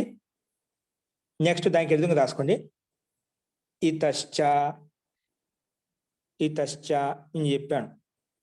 ఇదేముంటుందంటే దానికంటే ముందు కూడా తిప్పు ఉంది కదండి, అట్ లు తి రాసుకోండి. దీనికి ఎదురుగా ముందు హలంత్యం, దానికి ఎదురుగా బాగా గుర్తు రాసుకోండి. హలంత్యం అనేన సూత్రేణ తిప్పు ప్రత్యయే అంతిమ పకారస్య ఇతి సంజ్ఞా భవతి. అనేన సూత్రేణ తిప్పు ప్రత్యయే అంతిమ పకారస్య ఇతి సంజ్ఞా భవతి. తిప్పులో పా ఉంది కదా అంతిమంలో, ఆ పకానికి ఏం పేరు పెట్టింది? ఇత్ అని పేరు పెట్టింది. అందుకే దీన్ని ఏమంటాము? పిత్ అంటాం. ఏమంటామండి? పిత్ అంటాం. ఓకే, మహోదయ ఏమంటాం మహోదయ? ఇత్ ఇత్ అని పేరు పెట్టింది అంతే. ఇఫ్ట్ మహోదయ, ఇత్ మహోదయ, ఇత్ హలంత్యం ఇత్ అని పేరు పెడుతుంది కదా, ఇత్ సంజ్ఞ భవతి. మహోదయ ఇత్ సంజ్ఞ పేరు పెట్టి ఎవరు వస్తారు? మహోదయ ఇంకొక చిన్న సందేహం మహోదయ. ఇప్పుడు మనకి అట్లో కూడా టకారాన్ని లోపం చెయ్యాలి కదా మహోదయ? చేయాలండి, చేస్తాను. అప్పుడు రెండు కలిపి చేయడానికి కుదురుతుందా ఇక్కడ కూడా? అట్లా అవదా? చేయొచ్చండి. నేను ఒక్క నిమిషం, ఇది ఇతశ్చ కదా, ఇప్పుడు ఏం చెప్పా? సారీ, హలంత్యంతో చెప్పుకుంటా కదా, ఒకసారి చేయొచ్చండి, ఇబ్బంది లేదు. రెండింటికి చేద్దాం. తిప్పు ప్రత్యయే హలంత్యం అనేన సూత్రేణ పద్ధతి ప్రకారం ఎప్పుడు వచ్చిందో అమలు చూపిస్తుంటే ఒకేసారి చేసుకోవచ్చు, రెండు ఇబ్బంది లేదు. సింగిల్ చేసుకున్నామంటే మళ్ళీ మాటి చెప్పుకోవాల్సి వస్తుంది అన్నమాట. అందుకేం చేస్తాము? ఒకేసారి అన్ని ఇత్తని పది పెట్టుకొని లోపం చేసుకోవచ్చు. ఓకేనా? ఇబ్బంది లేదు, సింగిల్ గా చేసుకోవచ్చు, నష్టమేం లేదు. కానీ మనకు ఒకే పనితో అన్ని పనులు ఒకేసారి అయిపోతే సింపుల్ గా ఉంటుంది కదా. సరే, హలంత్యం అనేన సూత్రేణ తిప్పు ప్రత్యయే అంతిమ పకారస్య ఇతి సంజ్ఞా భవతి. పునః అంటే మళ్ళీ, అట్ ఆగమే, ఇది ఆగం అంటాం. అట్ ఆగమని చెప్పాం కదా. అట్ ఆగమే అంటే అట్ ఆగమంలో అంతిమ టకారస్య ఇత్ సంజ్ఞా భవతి. అంతిమ టకారస్య ఇత్ సంజ్ఞా భవతి. ఇత్ సంజ్ఞా భవతి. ఓకే, ముందు రెండింటికి ఒకేసారి ఇత్ అని పేరు పెట్టినాయి అంటే రెండు ఇత్తులు అయిపోయాయి. కాబట్టి ఇత్ అని పేరు పెట్టుకోగానే ఇంకా ఏం లేవు మనకు. ఇత్ అని పేరు పెట్టుకునేవి అన్ని తీసేసుకున్నాం. ఆ రెండే ఉన్నాయంటే ఆ రెండింటికి ఇత్ అని పేరు పెట్టి తీసేసాం అన్నమాట. ఇత్ అని పేరు పెట్టుకున్నాం. ఇత్ అని పేరు పెట్టగానే మరి దాని తస్య లోపః. తస్య లోపః. దీనికి అర్థం ఏం రాస్తామండి? దీని మీనింగ్ చెప్పండి ఏమైనా, ఏ రకంగా రాయొచ్చు? దీన్ని ఏ రకంగా రాయొచ్చు? అదర్శనం లోపః. నేనే దీని మీనింగ్ అనేన సూత్రేణ ఇత్సంజ్ఞకయోః లోపః భవతి. భవతి. ఇత్ సంజ్ఞకయోః ఎందుకు అంటున్నారు? రెండు ఇత్తులు ఉన్నాయి కదా మహోదయ. రెండు ఉన్నాయి కాబట్టి ఇత్ సంజ్ఞకయోః అంటున్నాం. ఒకటి ఉంటే సంజ్ఞకస్య. ఇత్ సంజ్ఞకస్య. రెండు కన్నా ఎక్కువ ఉంటే సంజ్ఞకానాం. ఓకేనా? ఓకే, ఇక్కడ రెండు ఉన్నాయి కాబట్టి అనేన సూత్రేణ ఇత్ సంజ్ఞకయోః లోపః భవతి. లోపం చేయండి. లోపం అంటే ఏమిటి? సందేహం వచ్చింది మళ్ళా. లోపం అంటే లోపం చేసి ఇదే, లోపం చేసి సూత్రం ఇదే.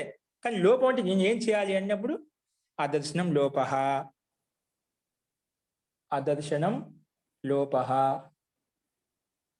లోపం అంటే ఏం లేదు, అదర్శనం చేయి అంటే కనిపించకుండా చేయి.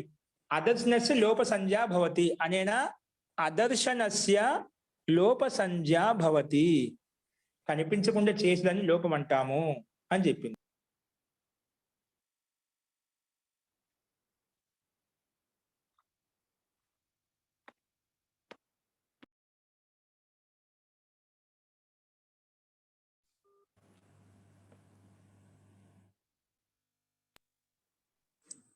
ఓకే, ఇంతవరకు ఓకేనా? ఇప్పుడు చేసిన తస్లోప అదర్శన లోప తీసేస్తే ఏం మిగులుతుంది? ఆ లోపం చేసిన చెప్పిన పని ఇంకా చేసేయాలి. ఏమొస్తుంది మనకు? లోపం చేయగా ఏం మిగులుతుంది అది రాయండి. ఆ అటుక ఆ మిగులుతుంది. లు సు తి. అటుక ఆ, లు ధాతుక లు, చిచ్చుక స్, తిప్పుక తి. తిప్పుక తి. ఓకే అండి.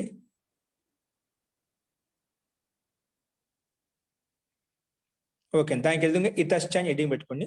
అది రేపు చెప్పుకుందాం. అంటే మీకు చెప్పేది అంతే ప్రక్రియ. మళ్ళీ ఒకసారి నాకు తెలిసి ఇప్పుడు కొంచెంగా క్లారిటీ వచ్చేసింది అనుకుంటా అందరికి. మహోదయ ఒక్క మాట చెప్పరా, మరి రిపీట్ చేయరా? నాకు ఎవరో డిస్టర్బ్ చేశారు బాగా. చెప్పండి. వినిపించకనేకుండా అనేన సూత్రేణ అట్ ఆగమే అంతవరకు. అన్యసుత అట్ట ఆగమే అంతిమ టకారస్య ఇత్ సంజ్ఞా భవతి. అంతిమ పునః అట్ ఆగమే అంటే అట్ ఆగమంలో అని అర్థం. అట్ ఆగమంలో అంతిమ టకారస్ అట్టు తెచ్చుకున్నాం కదా, ధాతులకు ముందు అంగానికి ముందు కూర్చుంది అట్టని, అది దాంట్లో అట్ ఆగమంలో అంతిమ టకారస్య. అట్టులో అంతిమ ఏంటి? టా కదా. అంతిమ టకారస్య అంతిమ టకారానికి అంతిమ టకారస్య ఇత్ సంజ్ఞా భవతి. ఇత్ అని పేరు పెట్టుకున్నాం. ఇత్ అని పేరు పెట్టుకోగానే తస్యలోపం వచ్చేసి అన్నిటికీ లోపం చేసేస్తుంది. అప్పుడు మిగిలినది ఏదైందో అది రాసుకుంటాం. ఆ లు స్ తి. ఓకేనా? ఇప్పుడు ఇతశ్చ అనేది మళ్ళీ ఏ రకంగా పనిచేస్తుంది రేపు ఒకసారి చెప్పుకుందామండి. దీంతో మనకు ఒకసారి మనసులో కూర్చొని ఒక్క చూడండి, మనం ఇది ఒక్క ధాతు మనకు బాగా మనసులో కూర్చున్నాం. ఇప్పుడు ప్రథమ పురుషం ఏకవచనం అంటే మనము అన్ని ధాతులకు ప్రథమ పురుషం ఏకవచనం నేర్చుకున్నట్టు గుర్తుపెట్టుకోండి. ఇక్కడ ఉండే అచేషిత్ ఒకటి నేర్చుకోలేదు మీరు. ఈ సూత్రాలు మీకు అర్థమయ్యాయంటే ఇప్పుడు ఇన్ని సూత్రాలు వచ్చాయి. ఇవన్నీ మీరు చదువుకుంటే మళ్ళీ చదవాల్సిన అవసరం లేదు. ఇప్పుడు మళ్ళీ ఒక్కొక్క రోజు మీరు కనీసం 40 సూత్రాలు చెప్పుకుంటూ పోతున్నారు అన్నమాట. కాబట్టి మీరు కంగారు పడాల్సిన మరి ఒకటే సూత్రాన్ని అనుకుంటున్నారు. ఒక సూత్రం కాదు మనం జరిగింది. వృద్ధిరాదే చదువుకోవడం లేదు. 4 సూత్రాల నుంచి 2 రకాలు మధ్య వచ్చి కూడా మనం చదువుకుంటూ నేర్చుకుంటూ పోతున్నాం. ఏ సూత్రం ఎక్కడ వచ్చి పనిచేసిందని చెప్పి. కాబట్టి మాటికి వస్తూ ఉంటాయి. కాబట్టి ఏ సూత్రం ఎలా పనిచేసినా అది బాగా గుర్తుపెట్టుకోండి. ఇవి మళ్ళీ మీకు సింపుల్ గా అయిపోతాయి అన్నమాట. కాబట్టి కొంచెం ఇక్కడ ప్రథమ పురుషం ఏకవచనం అంటే అన్ని ధాతుల్లో ఉండే అన్ని లుంగులకాలలో ఉండేటువంటి ప్రథమ పురుషం ఏకవచనం అన్నిటికీ ఇదే విధంగా ఉంటుంది ప్రాసెస్. కాబట్టి 2000 ధాతుల్లో ఉండే లకారాలు అన్నిటికీ లుంగు లకారానికి ప్రథమ చేయవలసిన నిరూపణ చేసుకుంటే మీరు. కాబట్టి ఇప్పుడు లుంగు లకారంలో ఏ రూపం వచ్చినా కూడా మీకు వెనకబడి క్యాచ్ చేయగలుగుతారు. దీంట్లో ఈ ప్రత్యయం ఉంది, దీంట్లో ఈ సిచ్చు ఉంది, దీంట్లో లుంగు ఉంది, దీంట్లో ఈ కారానికి లోపం అయిపోయింది అన్ని చెప్పగలుగుతారు. కాబట్టి ఇది నీట్గా మళ్ళీ ఒకసారి మీరు చూసుకోండి బాగా. ఓకేనా? నేను గ్రూప్లో కూడా పెడతాను మీకు పొద్దున్నే. సరేనా? ఇదంతా దాంతో రాసిన కాడికి చూసిన ఐడియా వచ్చేసి మనం పైన సింపుల్గా రేపు చెప్పుకొని రేపు ఈ సూత్రం కంప్లీట్ చేద్దామండి. ఓకేనా? రేపటితో ఈ సూత్రం కంప్లీట్ అయిపోతుంది. అదంటే సింపుల్గా ఉంది అకార్షిత్. ఇది బాగా అర్థమైంది కాబట్టి అవన్నీ నీట్గా అర్థమవుతాయి. ఓకేనా? దీంట్లో కొంచెము మహాభాష్యం యొక్క వచనం వచ్చిందండి. దీంట్లో వార్తికము మహాభాష్యంలో ఉండే ఒక వార్తికము ఇక్కడ లాస్ట్లో చూపిస్తాను ఎలా వచ్చింది అనేది. అదొకటి చూపించిన తర్వాత నెక్స్ట్ 2వ సూత్రము అదేం గుణ మొదలు పెట్టుకుందాము. అస్తు అండి. ఇంకెవరికైనా సందేహాలను కూడా రేపు చూద్దామండి. మంత్రపాఠ. ఓం సర్వే భవంతు సుఖినః, సర్వే సంతు నిరామయాః, సర్వే భద్రాణి పశ్యంతు, మా కశ్చిద్ దుఃఖభాగ్ భవేత్. ఓం శాంతి శాంతి శాంతి. సర్వేభ్యో నమః. అందరికీ నమస్కారం అండి.